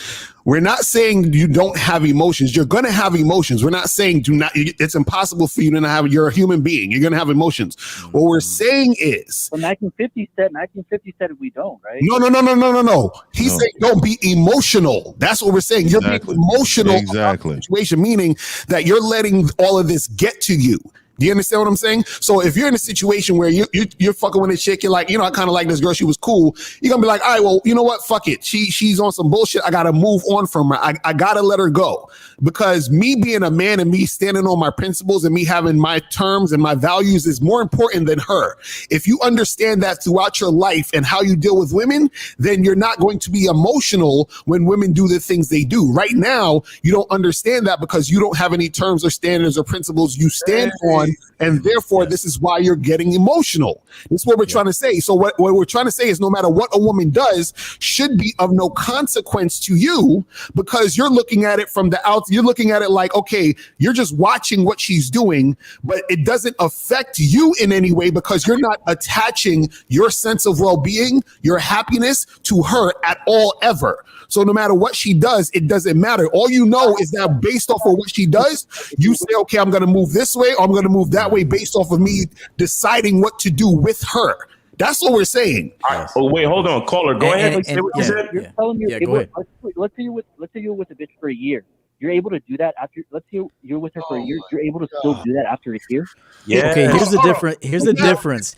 You're not really doing anything in that year. Like here's the thing. The truth is, a lot of people get together and they're counting days and they're looking at the calendar and shit. But nothing really substantial happened during that time. Like nothing. You weren't really managing it well. It's just you guys just happened to be together for a year. Mm-hmm. And here's another thing you got to understand about being a real man. Your entire life is emotional, to be honest with you. But it's about everything is an emotion, a feeling, to not in your feelings, but it's a feeling. Okay, understand this. There were times in my life that I said I was talking to a female that I knew I could smash, but I had to have an inner conversation with myself, and I said, now I could see she ain't ready for what I'm ready for, but if I lie to her, I'll get it faster. Okay, here, real talk. Check this out. Right. And then I said, but I'm not going to be able to look in the mirror at myself knowing the man that I've decided to be if I lie to her. So I had to go, live my life without fucking her to maintain my manhood, which actually was emotional to me. Not crying emotional, not lie, but it was a feeling that I had to embrace in the moment. It was like, all right, I could lie to this bitch, sell her a dream, get her to feel comfortable in a synthetic way, in a lying ass way, lose my balls, lose my manhood, fuck her, then and then it ain't gonna work out anyway. It's not gonna work out. Or I could just see that she's not ready for what I want in the way I want it, tell her the truth, and I don't have her anyway. So, but was it emotional for me to not get the pussy? To some extent, yeah, because if you're going to lie to yourself, you want to smash this motherfucker. But at the end of the day, I could go home and say, hey, you know what? I got other bitches around. I'm not going to do it in that fashion. So everything is a feeling. Everything is emotional. You have to decide, though, what, as we say, what is it on your terms, your standards, your principles. So that's the way it's got to be. Yeah, but here's the $1,000,000 question, caller. And this is what you're not getting, and everybody that's listening to this show is not getting, and why y'all are not succeeding. Who is your coach, sir? Who is your coach on this panel? Coach, I fuck with K Zagan now and Coach EO. Okay, no. Now, I didn't say fuck. Okay, I didn't say fuck with. I said hire. Who is your hired coach right now? Like, who are you paying for coaching with right now? Well, honestly, it's a toss-up between EO and K. Daggett. Oh my God! No, he's asking who are you literally paying for coaching right now? Right now. Who did you process a transaction with? No, I'm tossing up. Tossing between EO and K. Daggett. Okay, say no one. Fuck, wait, hold on, guys. Caller. One of your biggest fucking problems, my dude, one of your biggest fucking problems is you're not in touch with reality. We're asking you a direct fucking question. We ask you, who are you getting coaching from right now? And you're saying, oh, I'm tossing it up. No, the answer is no one right now. That's the answer, okay? All right. He's using a lot of vaginal words too, like tossing it up. I didn't know it was that way, bro. Caller. Let's do this, fam. So when you get a moment, once you get off the call, go to Real Game No Theory, check all this out. If you fucking with me and the homie EO, go to each one of our YouTube channels, our websites, and whatever you think is the best fit for you, then make that decision. I don't care because you're in good hands either way. You know what I'm saying? Yeah, and I agree too, man. I, it don't matter who it is, man. You need help from somebody. But Caller, I'm going to use Caller. You're a great analogy for the guys that's in this room. Facts. Everyone in this room, you are this caller. I'm sorry, I hate to tell you, that 98% of you guys are this caller. Now, I'll give him credit. He's on here taking these hits. Well, we please. That was a comment, dog. It wasn't no fucking period, bro. Shut the fuck up. Now, what I was saying is that all you guys that are listening are this caller. Someone that doesn't know what the fuck he's doing. He doesn't know where he's going, and he needs help, and he chooses not to. And has a lot of mommy in him. Has a lot of mommy in him. Lot of mommy in him. Lot of mommy in him. Lot of it. Real quick, did we get to all the super chats? Did we get all? Did we cover all the super chats? I think we covered them all. Yeah. Did you say what do we mean by mommy? Yeah, what do you mean by mom? Oh my God. So let me explain. Let me explain that really quick because some people may have the same question. So having a lot of mommy in you means women lead with emotion. Men lead off of logic and instinct, right? We understand what we're supposed to be doing in life. Women are leading by emotion. So when you lead by emotion, what is that? When they say things like, "Oh, he's wearing his heart on his sleeve," that's bitch assness. We don't do none of that. So what I'm saying to you is when you're talking about like 80% of this call was about feelings and how you felt. Right. It had nothing to really do with logical thinking. Mm-hmm. You can, if you think logically on your benefit in life, you probably can answer 100% of your questions. Mm-hmm. Do you understand now? And the truth is too, 19, he already knows the answer to the questions. He's just refusing to do what he needs to do. Right. He knows what he's supposed to be doing. Right. Because caller, think about this. You were talking about how you felt about what happened with the woman, right? But you knew exactly what you should do with what happened, which is charge it to the game. You understand what I'm saying? So now that you know the charges to the game, which it sound like you did, why are you still worried about how you felt? Because see, the thing is, how you feel doesn't necessarily matter. The whole call was about. I was trying to confirm that. Am I the only one who feels this type of way, or do you guys also feel this way when you break it off? Why do you care what we feel? No, that's what we're trying to say. The feeling doesn't really matter at the end of the day. That's what we're trying to say. That's what we're saying. So the main part of why you're even calling doesn't matter. That's the answer. You understand what I'm saying? All that matters is what needs to be. Caller, listen, caller, listen. Here's another thing I think you need to understand. You have to understand something. Emotions are temporary. Mm-hmm. Decisions take you to the next phase. Right. So the only thing that truly matters is what you do with the emotion. It doesn't matter about necessarily the emotion itself. It's what you do with the emotion. Now, a dude like you'll sit there and be like, "Oh my God, it stings." Guys like us, we won't even think about it because we're on to the next chick. We don't have time to process emotions because we're on to the next thing because we're focused ultimately on what we want. We're not focused on each individual emotion with each individual chick. You understand that? Right. And a lot of times your emotions are based off of what you believe. So a lot of it is that you believe a certain thing about what it means to deal with women. And that's what's getting you emotional. Right. You see this? Let me ask you two Yeah, it's your delusions that are causing the high emotions. I mean, it's natural to have some feelings. You wouldn't be alive. Your brain wouldn't be functioning if you didn't have feelings. Okay, feelings and emotions are different things. Feelings and emotions, but also as a man, as you get more experience, you can forecast breakups. Like you could begin to see little things happening, and you're already. And I'm going to say this word for the sake of teaching, preparing yourself for the breakup.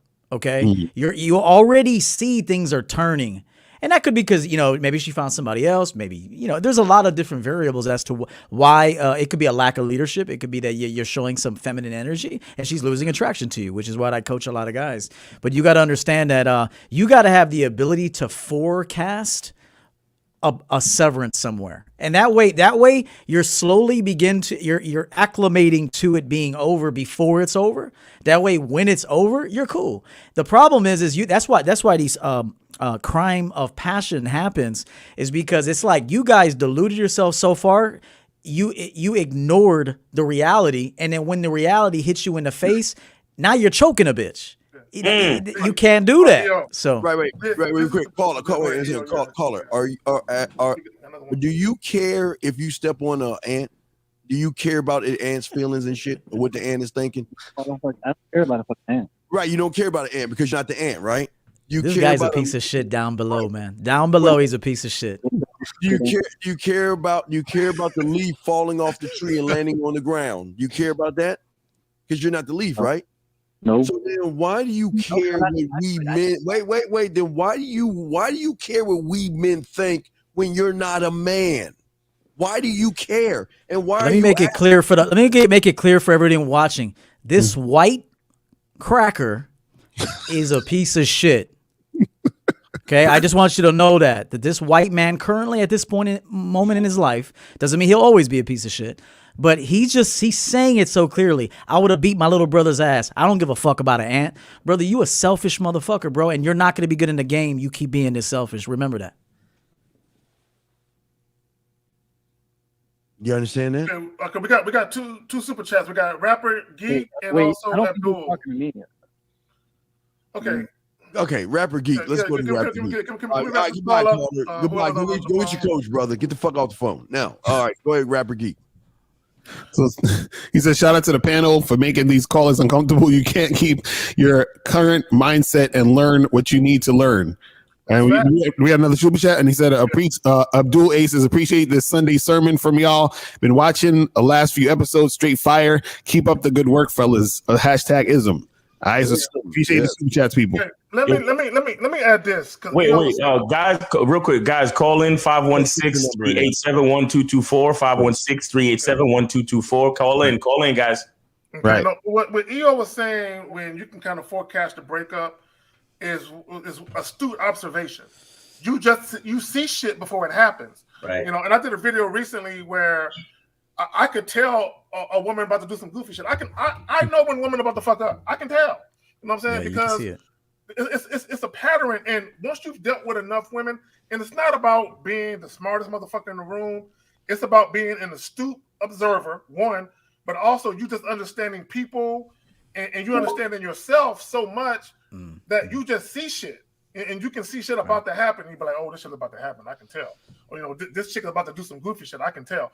And you can just tell just how people move, that they're about to make a move that you might not be cool with. You know what I'm saying? You can just tell. But a lot of you guys, you're so caught up in this romanticism of what you think love is and soulmates and soul ties and all that goofy shit. You're so wrapped up in that you, like somebody said it earlier, I forgot, I think maybe it was Miles or somebody, the red flags. Because you see them. Whenever red flags come, everybody sees red flags. But what you guys do, you look at the balance and the ratio. Well, the good part outweighs the bad part. It's by this much, so I'm going to roll with the good shit. Right. And the bad shit right there staring you in your face. And then when shit happens, you're like, but what happened? It was all good just a week ago. And it's like, because you saw the shit because you were so caught up in, well, maybe she just had a bad day at work. Or maybe she had a bad childhood. Or maybe it was that dude that did her dirty and broke her heart. That's why she is this way. No, she's that way I mean, that might have a little to do with it. But when women trip on you, it's because they don't fucking respect you. It's more you than them. And you're not asking questions to allow her to vent to you. Like, this is real talk. Like, women need to vent. And this is why they go to beta males and simps, is because they will be, like Steve says, the shoulder to cry on. So you're not going to be it in that sense, but you already know to ask your girl questions about her day. So tell me what happened in a meeting today. You have to allow her that time to express herself. This is actually how you're going to get what you want faster from her, by letting her actually exhaust through a lot of those emotions. See, this is what guys don't fucking know. And this is why I have to be in this motherfucking game to teach you this shit, is that you have to ask your woman questions. See, the problem is you wait for her to explode on you because you didn't ask her any questions. Okay. You have to ask her questions to allow her to funnel all that energy, to exhaust that. Afterwards, you about to get your dick sucked, bruh. You have to do this. Right. That's some real shit. And another thing, real last thing, I called that guy a piece of shit to save him. He needed to be called up. He is a piece of shit.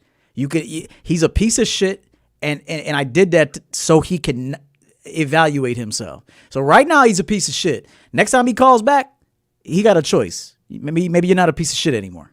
If you get a coach, he get his ass a coach. He was just hella emotional for me. He was hella emotional. Like, you could tell that he had no father in his life or no strong male role model or mentor to tell him what he was doing and how he was moving was like a female. Right. And when a female looks in the mirror and sees herself when she's looking at you, that tells her right there that that's how she's going to get in the ring with you. She's gonna be yelling at you. She's gonna be disrespectful. She's gonna be doing those things. And see, he don't understand that, because that's what he's giving off every time he talks. Well, yeah, but this connects to this question right here. And I'm sorry, I sound like a broken record, but y'all motherfuckers act like y'all want to be an open heart surgeon in these one question. Y'all think that we can make y'all us in one fucking question. Guys, common sense. I know it ain't so common. Go to real game. No theory. The question you can get answers is when you invest in yourself and get a coach. He can help you with this. We can't fix you with one question, one answer. Shout out to No Internet for the $10 super chat, though. No, but shout out for the super chat. Yeah, let me add this. Okay, there are certain guys where some of you guys, you might not have consistent, desirable results, but you're kind of there. You just need like a push in the right direction to get you over the hump. A lot of you motherfuckers, y'all need to start from the ground the fuck up. Y'all need to start way here and go through all the steps. Because you're talking to men, we've been in this shit for decades. Not even on the internet, just out living real life, fucking with women for decades. You're not talking to we're not in our 20s. So we're not one of these young niggas that just lost our virginity 3 years ago, and now we're on the internet acting like we know everything. You know what I'm saying? We got a call? We've been through the shit. You know what I'm saying? So we there's nothing we can tell you in 5 minutes that's going to turn you from a dude that's invisible to women to all of a sudden you beat women off with a stick. It ain't going to happen. Get some coaching, Real Game No Theory. All right. 757, you're on live with the Real Game No Theory panel. What's up? Yo, man. What's going on? I just want to give y'all a shout out, man. Y'all keep doing y'all thing, bro. I'm just listening, player. All right. Peace. Yes, sir. That's what's up. But it goes back to the title that the reason why a lot of you guys will never be able to do the things with these women is because you're not doing them with yourself, because you don't know how to do them with yourself, or why you should do them with yourself, or when you should do it with yourself, because your thinking is not on the level of the men on this panel. And the only way you're gonna get that way is find somebody, man. I'm sorry, but that's just what it is, guys. Or y'all gonna end up like that 24, whatever that dude name is crying about his girl. That's gonna be you. I'm telling you. Mm-hmm. And you know, I think what the last caller, not the last one before that, I was talking about the emotions and stuff. I think the problem with a lot of guys is that they see what I teach guys and what I try to get guys to understand is it's about leadership and it's about you having the woman go along for your ride. So now the reason why that caller was getting emotional or feeling all these emotions when the stuff was happening with the woman is because anytime you feel that way when you're dealing with the woman is because you have started to follow her. So let's say a girl does something, and let's say, he said, oh, she yelled at him and she called him and yelled at him and blocked him and all this other stuff. He was reacting to her. So whenever you're reacting to the woman, that means you're following her.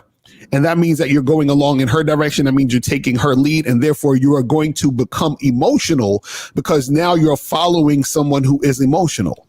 You see what I'm saying? So what it is that you have to not get into the trap of going down that direction of what she's doing. You see what I'm saying? And so the thing is that that's why we say the game is about you, is because that when you're doing what you're supposed to be doing, right? No matter what she's doing, you're not going to get thrown off or get sucked into that energy because you already know it's about what you're trying to do and you're constantly leading the situation. And this is what tells you whether or not to take the girl seriously, whether or not to charge her, whether or not to keep her around. All these other things are going to come about based off of you understanding what your terms are, what your principles are, and all the other good stuff. See what I'm saying? But and one last thing, you won't know what those principles are until you actually fail with women. Okay, you actually have to get out there and experience some shit that's desirable and that's like a gut punch to you. And then you could go, all right, I'll never do that shit again. So what is formed from something that you've determined you'll never do again? A standard. So you have to actually lose. And I don't want to say lose because you ain't losing shit, but you know what I mean. You actually have to mismanage that situation in order to see where you mismanaged it to later manage it correctly. Let me ask this. Tom Anderson, the dub sounds for many men. They are giving the hearts to women that they were only physically attracted to and that they were accessible at the time. Who is giving their heart to identify chemistry in them? Who is giving their heart? And bro, like I'm telling you, man, like bro, I know it's the word is right. And the reason why I always preach this, right, is because there was a time where men would check this shit. We don't fucking check each other enough to know that we don't speak this way. Now I appreciate the super chat and what he's saying is okay, I can understand. I'm talking about men, we give leadership to the woman. We're not giving our hearts to the women. Like what is a heart? Like if you look up the word, like if you really look up the word love too, like all these words that is like feloniously used. I want a woman to care for me. I want her to respect me first and care for me second. Respect first, no doubt. And what I'm telling you is because love is all a feeling based. It's a fucking illusion. It's an illusion. It's a mirage. So what I'm saying is nobody has the same definition for love. So when a man speaks in general, like they give their heart away to, like, what the fuck is a heart, right? So what you're saying is you're giving a feeling away. You get what I'm saying? None of this shit exists. None of it exists. It is all taught to you by social engineering on what actually women want per love and what they are meant to be. Men ain't create that shit, dog. We got to call. All right, 689. You're on live with the Real Game No Theory panel. What's up? Hey, can you guys hear me? Yeah. What's up, man? Hey, so I appreciate all of you. Just want to give a shout out to everybody, especially EO. I've been watching you for a while. I'll get to my question quick. Been dating my girl for about 8-9 months. After listening to you guys the past couple of weeks, I'm able to see what some of my flaws are, at least. I'm sure there's some I'm not fully aware of. But I'm starting to make changes in our relationship, how I carry myself, and just how I go about my life. And it seems like I'm getting some, like, flashback from my girlfriend. And I wanted to ask you guys what you think of this phrase, simp. What's your definition of it? So we're really quick. Let me ask you this. Really quick. What behavior did you change for her to notice the difference and then get pushback on it? What is the difference? I noticed her using that she wanted a boy that was going to simp for her and be for her. And the first time I heard that, I said, listen, I'll be your simp, but I'm not your bitch. And as I became more assertive, Bro, call it. Did you verbally tell her that? Caller, did you verbally say I'll be your simp? Did you tell her that? So that's why I wanted to ask what the definition. No. I'm asking you. Did you tell her that? Did you tell her that? Mercy. Did you say that to her out of your mouth? Yeah, I said I'll be your simp, but I won't be your bitch. Okay, caller. Two things. I'm gonna tell you what happened. I'm gonna be brief, and I'm gonna pass it to these gentlemen.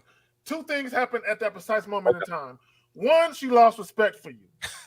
Two, I guarantee you, your behaviors, you showed inconsistency in your behaviors. Once you show inconsistency, two things: women can't trust you and they can't respect you.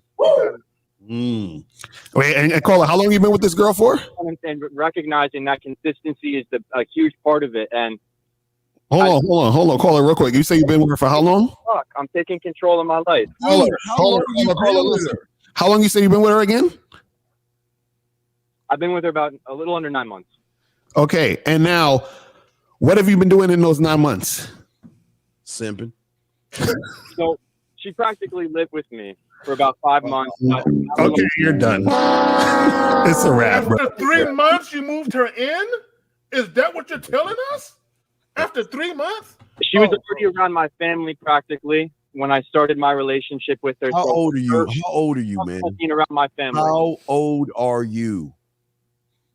I'm 24. She's the same age as I. You need to. Is your dad around? No, I've got my own place now. She lives in Pennsylvania. Is your dad around? Is your dad still living? In January. Is your dad? Caller. Do you have a relationship with your father? Yes or no? The relationship I had with my father isn't very strong. So for the sake of the conversation, let's say no. Okay, all right, look. Hey, listen, man. Listen, man. Look, what I say you do is go ahead and go to Walmart or CVS. But first, ask your woman the size of the condom the other guy's wearing that's fucking her right now, and be the gentleman that you are, and go buy the rubbers for her, so he can just go ahead and keep smashing the woman while she calls you a bitch to him. For me, I always try to tell men, y'all got to cut out certain conversations with women. There's a lot of conversations you guys have with women that are so unnecessary. This whole conversation in regards of simps and all, man, women, look, let me tell you something. Women don't give a fuck about that. Like the only people who give a fuck about that are those who are on social media. Like if I ask my mom or my sisters that's not involved with any of this YouTube or they don't know what none of that shit is.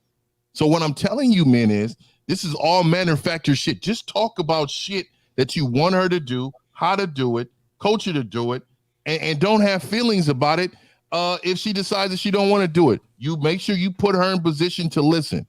These are the only things you should be talking about. Like some of these conversations y'all have are ridiculous. Like, motherfucker, why are we talking about shit that's irrelevant to her following your lead? Right. Like it's cool to have a good time. We can have a good time. We could joke. We could talk some shit. But that was a serious conversation. It didn't matter that I said I didn't want to be your bitch. It's because she's like, oh, he wants to be my sister. No. These conversations shouldn't happen, bro. Hold on, call her real quick. Okay, at what point did she move in? Probably a 2 month mark. Okay, 2 month mark. Now, hold on. Let me ask you a question. What is she giving you pushback about specifically? So, she works 7 a.m., 7 p.m. as a nurse. I work 7 a.m. to 5 p.m. Mm-hmm. I communicate with her. She's awake. She wanted me to stay up late. I told her, no, I got to get my sleep. I'm getting my, So she gave you pushback on going to sleep? I got to wake up tomorrow. You got 15 more minutes. And she was not having it. Do you want to solve? Does he want to? Wait. Hold on. She gave you pushback on going to sleep. Exactly. She said, I stay up for you. You're the bitch. You are the bitch. Wait. Hold on. I want this caller to understand something real quick. I want you to answer me this question. Do you know why she's giving you pushback?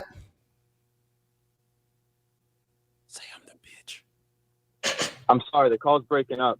No, I'm saying, do you know why she's giving? I want to know if you know why she's giving you pushback. Well, it seems like she's trying to take control back. Damn the bitch. No. She been had control, because this is what I'm trying to tell you. You move this woman in 2 months, right? Huh? I get too much. Yes, you were doing way too much.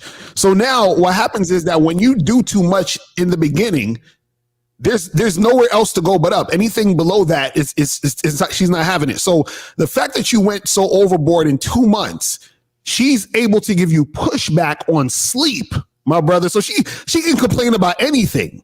You understand what I'm saying? Like, she has no respect for you, to the point where she don't even respect you sleeping.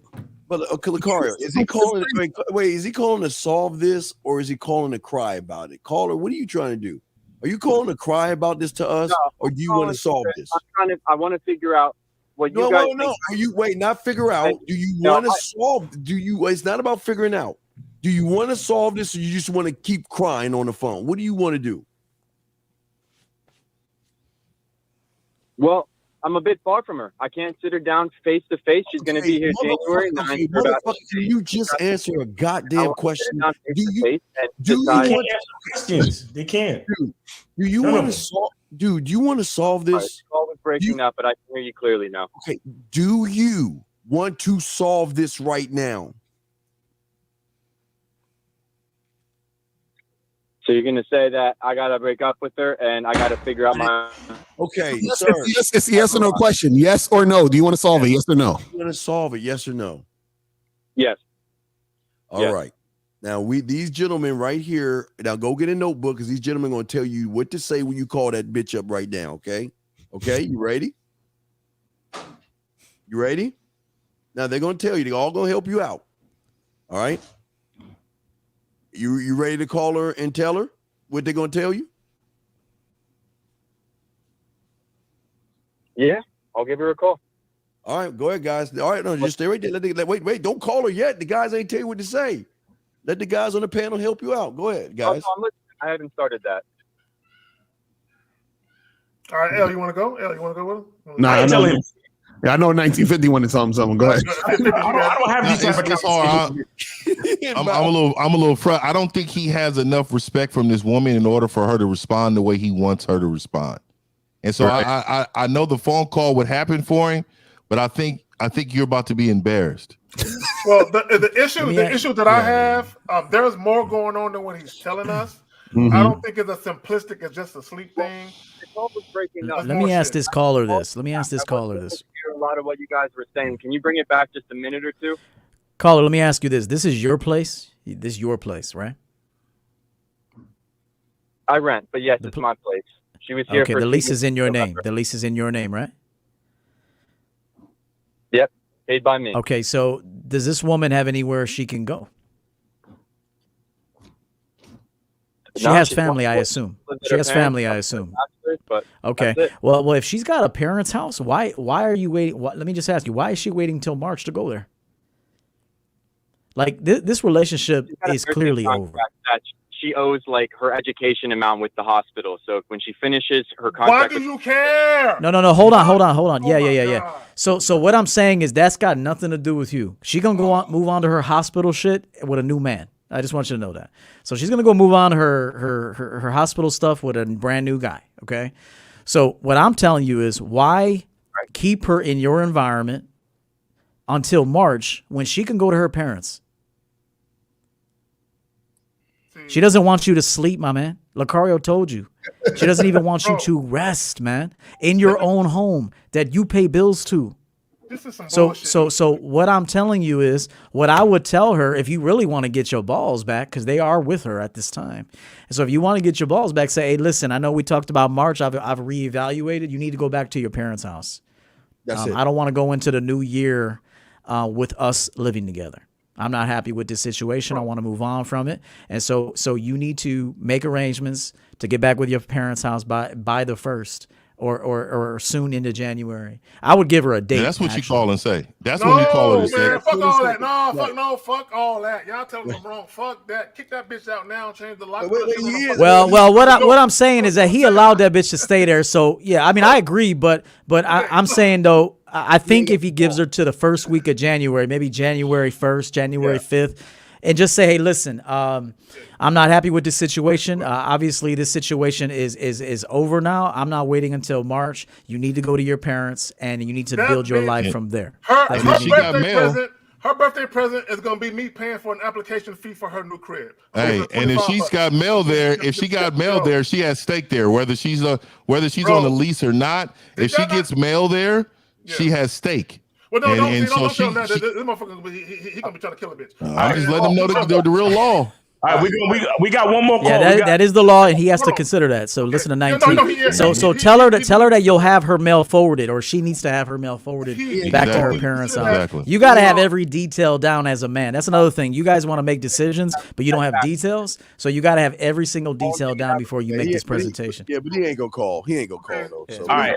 I'm gonna let him go and get this last call so we can get out of here. Yeah, let's do it with the super chat. So rational minded, $10. Says you can't go from simp to leader with the same woman. That's true. No chance of respect being established. That's really my question. Okay, all right, hold on, caller. I'm gonna help you out, caller. Hold on, be quiet for a second. Caller, read the super chat. Hold on, be quiet for a second. If it was never part of the dynamic to begin with, grow then do. I can't even talk. Grow then do better with another woman. Here's the thing, caller. Shout out to you, bro. He's right. Here's the right. It's like if you have a job, and I've seen this in corporate America. If you have a job and you don't have a degree, then you go and get a college degree while you're still working, they're not going to promote you to that high-paying job. You have to quit and come back with the company. You know, with that degree, then you can get that money. So because they don't respect you. That makes sense. You've already been working for that meager amount of money. So you're dealing with the same situation. When a chick don't respect you, I'm not going to say it's impossible, but it's impossible to get respect back. Well, we got another call. We're gonna start calling in. You see what I'm saying with y'all fuck boys? I bet a bunch of people start calling in now, right? Yeah. And listen, this isn't even like an asshole move. I mean, you're actually just kind of you're postponing the inevitable by letting her stay there to win. And really, you're just gonna like get no sleep, get no respect. You're gonna be like Rodney Dangerfield up in that motherfucker. So, you know, or not, man, because we got the call. No. All right, we'll move on. He's done. He's gone. Let me just say this because I want the people listening to understand what he said. He know he need to kick her out, but what did he say? Well, she got some student loan debt she got to worry about. So what this motherfucker did, he put on his cape to save this bitch, but he ain't know how to fly. That's right. You know what I'm saying? That's the fucking problem. That's bars right there. Where we going next? That was a double clap for that one. All right, so 410, you're on live with the Real Game No Theory panel. What's up? And by the way, this is the last call. Hey, thanks. I donated. Just wanted to say thank you for all your advice. The biggest question I had is that this girl I'm fucking with right now. She respects me. She's doing everything. What's the question? Straight up. She don't respect you, but what's the question? The question that I have is that everything's going good, but I need to I know women kind of have emotional outbursts, so I'm trying to be proactive. What's the question? Yo, wait. Caller. If you don't ask a question when I'm done talking, you're gone, bro. Seriously. All right, I need to make this. I listen to EO. I need to make this bitch cry somehow. I'm trying to figure out how. Bro, just ask the question. What happened? What happened, bro? Tell us what happened. How do I start drama? That's what I'm saying. The control. All right. Well, okay. So let me tell you this. Naturally, being a man causes a woman drama. Mm-hmm. Okay, being a man that is leading causes a woman that automatically drama because she's used to men giving her everything, being a simp, so to speak. So be a man, and that'll be some drama for her ass. Mm-hmm. Why does he want to? What? Call her. Okay. Call her. What did she do to you to make you feel that you need to make her cry? It's not. I don't really mean like make her cry, but I'm saying start drama. I understand. Like in my previous relationships and like my last one, I was reactive to a lot of things. I let things go out of hand. most of all, I've been like just being myself, more honest. Where it just felt like, you know, it's just been feeling like everything has been Caller, going let me too well. Caller, let me say something to you and to anyone listening. Us 6 men, when we do our videos and we talk the shit that we talk, I think some of you listen to what we say and you don't really listen. You hear, but you don't really listen. Like me, for example. Okay, when EO's talking about you gotta make a bitch cry, I understand what he's talking about. But I don't go out and I don't purposely do shit to make a bitch cry. Right. I just know that me telling a bitch no, or if a chick asks me, so how do I look in this dress? And I'm like, don't wear that. You know, your shit's kind of poochy. Put something else on. You know what I'm saying? I know she's gonna be upset anyway because I'm being honest and truthful with her. I'm letting her know what I desire and don't desire. So because of that, I know she's gonna be emotional. What a lot of you guys are doing, y'all are having certain situations with women, and you be like, damn, she ain't cried in a long time. And it could be because you're always telling her yes. You know what I'm saying? That is the reason, K Zaggin. That is the reason. That is. So caller, anytime she asks you something, bro, are you telling her the truth when she asks you questions? Yeah, she had a little pissy fit last night. I told her something straight up, and she tried to play a little game where she try to ignore me or something like that, and I just act like I don't care. Yo, caller, how long you been with this bitch? Yeah. Motherfucker said, act like I didn't care. Why the fuck would you ever do that? Caller, how long you been with this bitch? Since July. Since July? And you still playing silent treatment games with this bitch? Yeah, that's true. How old are you? Hold on, guys. How old are you? Yeah. 26. Nigga. It wasn't like a silent treatment for like a long time, but you know, man, I don't believe in none of that. I don't believe in silent treatment. For a long time. I don't believe in. No matter if it was 5 minutes or 5 hours. Why are you playing childish games with a bitch, bro? And you're participating in the bullshit. What are you doing? Silent treatments are emotional. Let me just tell you, dude. Like I like to address it in the moment. Like we're gonna address it because I like to walk around anywhere I'm at comfortable. I don't like people around me that's going to try to make me uncomfortable. I don't like certain energy around me. I don't want you to bring that negativity around me. So I want to check you in the moment. Now you got to get rid of that, or you don't need to be around me. If you don't want to talk to me, we don't need to talk ever again. Like this is the rules of the game. There is no reason why you should have anybody that's sharing this space with you. And then as a man, you're looking her emotionally in the eyes. Because you're stooping to her level. We're not here. We should not be able to look her in the face. We're here. This is what we're doing. This is what it is. We're here. We're thinking, we're telling her logical things. We're not doing this, or this. Do we understand what I'm saying, caller?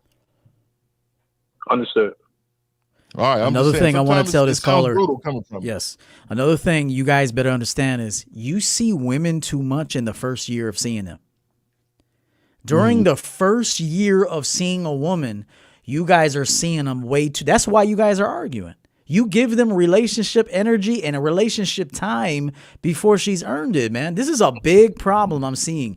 You guys see women too much in the first 12 months. I said this before, and I'll be done. I talked about that no contact bullshit that you see a lot of these coaches do. You know you're supposed to go no contact while you're in the relationship? I talked about being no contact in the relationship, not after the relationship. And so that's a part of the problem within the first year. Caller, wait. You guys got to wait. The problem is within the first year, you guys are seeing these women way too much. Caller, what's the living arrangements?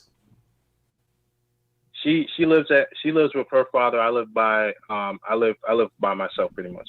And how often do pretty much how often do you see her weekly? Jesus, listen. How often does she spend that? Pretty much. That's the question. Pretty much, nigga. I mean, what is pretty much live by yourself? You either do or you don't. What that means is she comes over and stays. That's what it is. That's what that means. How often? Right. How often? Often per week, caller. 5 out of 7. Probably once or twice. These niggas be lying. I'm about to retire. If y'all niggas don't stop fucking lying, I'm retiring. I'm Yeah, I'm gonna retire with you, bro. I'm with you. Hey, I'm with you. We gonna go on a pure bitch ass binge. We're gonna go on a bitch ass binge, and we just got to retire this month. If all 6 of us stop doing YouTube videos for 30 days, y'all niggas will lose y'all fucking mind. Yo, call her. And that's when you'll really see that money. Hey, take 30 days off. You'll see that money then. Right. How many times did you spend the night, caller? Oh. Wait, say it again. You're breaking up. How many times does she spend the night? Say 4. Once or twice a week. You see, Man, if she way spends too the many. night, then that's 2 days, Staying nigga. the night, and she's staying. Bro, stop for a second. Stop for a second. Listen to this. Listen to this. If she spends the night, that is automatically 2 days. So if she's coming to see you at least twice a week, she's seeing you're actually seeing her 4 days a fucking week. You lying ass motherfucker. Do you understand that? Wait, what? You saying if I spend a day and a night? If the bitch spends the night, the day that she came over, that's 1 day. She spends the night and she wakes up with you in the morning, that's the second day. I don't care if she leaves right after she brushed her fucking teeth. That's 2 days, my nigga. That's 2 days. Which means 4 days. So if she's doing it twice a week, How if did you're you doing miss it that? twice a week, that means she's seeing you a total of 4 days a week. This is why she doesn't respect you, because you're giving too much of your time to this bitch. You understand? That's right. Understood. Any new woman you guys meet should not see you that much in the first year. Okay. She better be begging to see you, bro. I really mean this. This is the only way it's gonna work. You got to give her doses of masculinity and yeah. You buy her a gift for Christmas? Of course. Hey, Of course he did, bro. Yeah, don't buy you bought her a gift. She came over 4 times a week. You bought her a fucking gift. Here's the problem that he's having, that the other caller had, and that most men have. Y'all give women all this boyfriend energy, and then at some point y'all get tired of the bitch and y'all want to pull back on the bitch. And she get mad. No, they get tired of her. She gets tired of them. No, that's the truth. But dudes don't get tired of women. That was a situation on there. Well, see, but call it. See, and I made videos talking about inadvertent behavior. You're doing things, not understanding how that shit is impacting you, how that shit can be a detriment, because you allowing her to spend a night, which means you laying up with the bitch, she laying on your chest, telling you about her day at work, she playing with your chest hairs, you know what I'm saying? Y'all pillow talking, you taking a shower in the morning with the bitch washing her hair and washing her feet, and now she mad because you don't do it no more. Combing it. Putting braids in it and shit. Hey, caller, it's Christmas time. Did you buy her a gift? No, I didn't. You lying motherfucker. Is she buying you a gift? No. You know what? He ain't lying. So I guarantee you got that right. Booked the trip. That motherfucker taking to the Bahamas. He booked the trip. He ain't have to buy nothing. He bought the plane ticket. Why you lying, bro? Hey, they going on a cruise, bro. January. Jesus. To break in the new year. All you motherfuckers out here, I'm telling you, man. Hey, happy, Merry Christmas, and thank you for the time of this year. Thank you for the $100 super chat. Man, that's right there showing some serious appreciation, man. And that right there, we appreciate that. I caller. Listen, man, caller, stop lying to yourself. Stop giving so much to this chick, to these chicks, period. Because it's probably over with. The chick that you're with right now is probably over, bro. You already fucked up. Mm-hmm. Get on Real Game No Theory and understand what the fuck you really need to do while seeing these chicks and the type of situations you need to create. You guys, a lot of you guys, I'm gonna be honest with y'all, man. Y'all don't know how to create certain situations for a woman's femininity to thrive. Mm-hmm. You guys only create situations so you can get pussy. That's all y'all niggas know how to do. Exactly. Y'all know how to do that shit. And then you come on here and we say, how many times a week you see this bitch? Oh, once or twice. But she's spending the night though. She's spending the fucking night. She's getting comfortable in your space. So therefore, your masculinity is not a threat. Your masculinity is of no fucking consequence. So then you get on here and you lie to us and thinking that we can help you when you lie. Only pussies lie. Only bitches lie. That's right. I bet I'm you. not lying about my situation. Caller, let me ask you a question. If you go in your bathroom Like if I was one of your homies and I want to use your bathroom, could I go in there and look at a bunch of feminine products in there? A bunch of shampoo and conditioner? Say yes. And all that? Am I gonna see a bunch of pink razors and shit? Pink pillowcases. Say yes. Wait. You have a roommate. So you have a female roommate. Is that what you're saying? Yes. So I say half the time I'm pretty much on a ship, and half the time I'm back in my. You on a ship? Are you in the military? Are you in the military?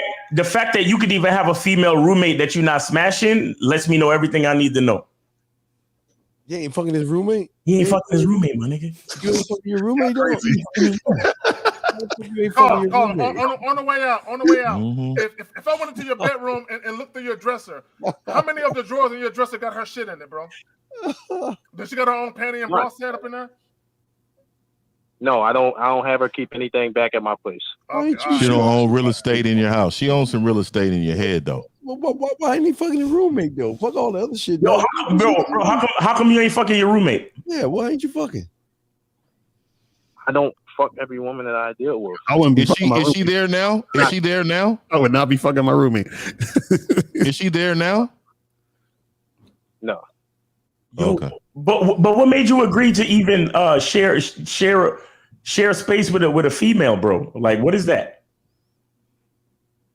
To cover. It's just a certain living arrangements. It was difficult living in the city at first. At the current city that I am. Gotcha. And it was just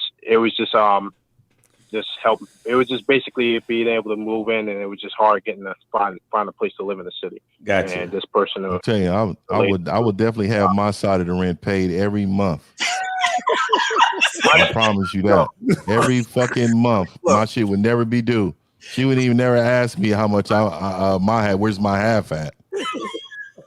Bitch, I'm your half. Is that I'm merchant marine. Bitch, I'm your half. My paper is straight as far as taking care of my business. Right. My thing is because I'm a sailor and I'm here 1 month and I'm back home, maybe a couple of weeks or so, is that I was trying to help, I had to work on personally making sure I create a life around, like, outside of dealing with. You better dig in your chest and grab your spinach, son.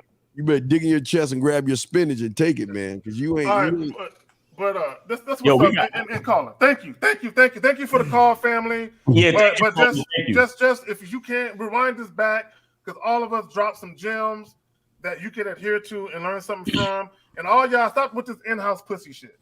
Yo, and another thing, caller, like those circumstances that you being home like all the circumstances of your job and your lifestyle still don't allow you to break rules of the fucking game. I don't care what it is.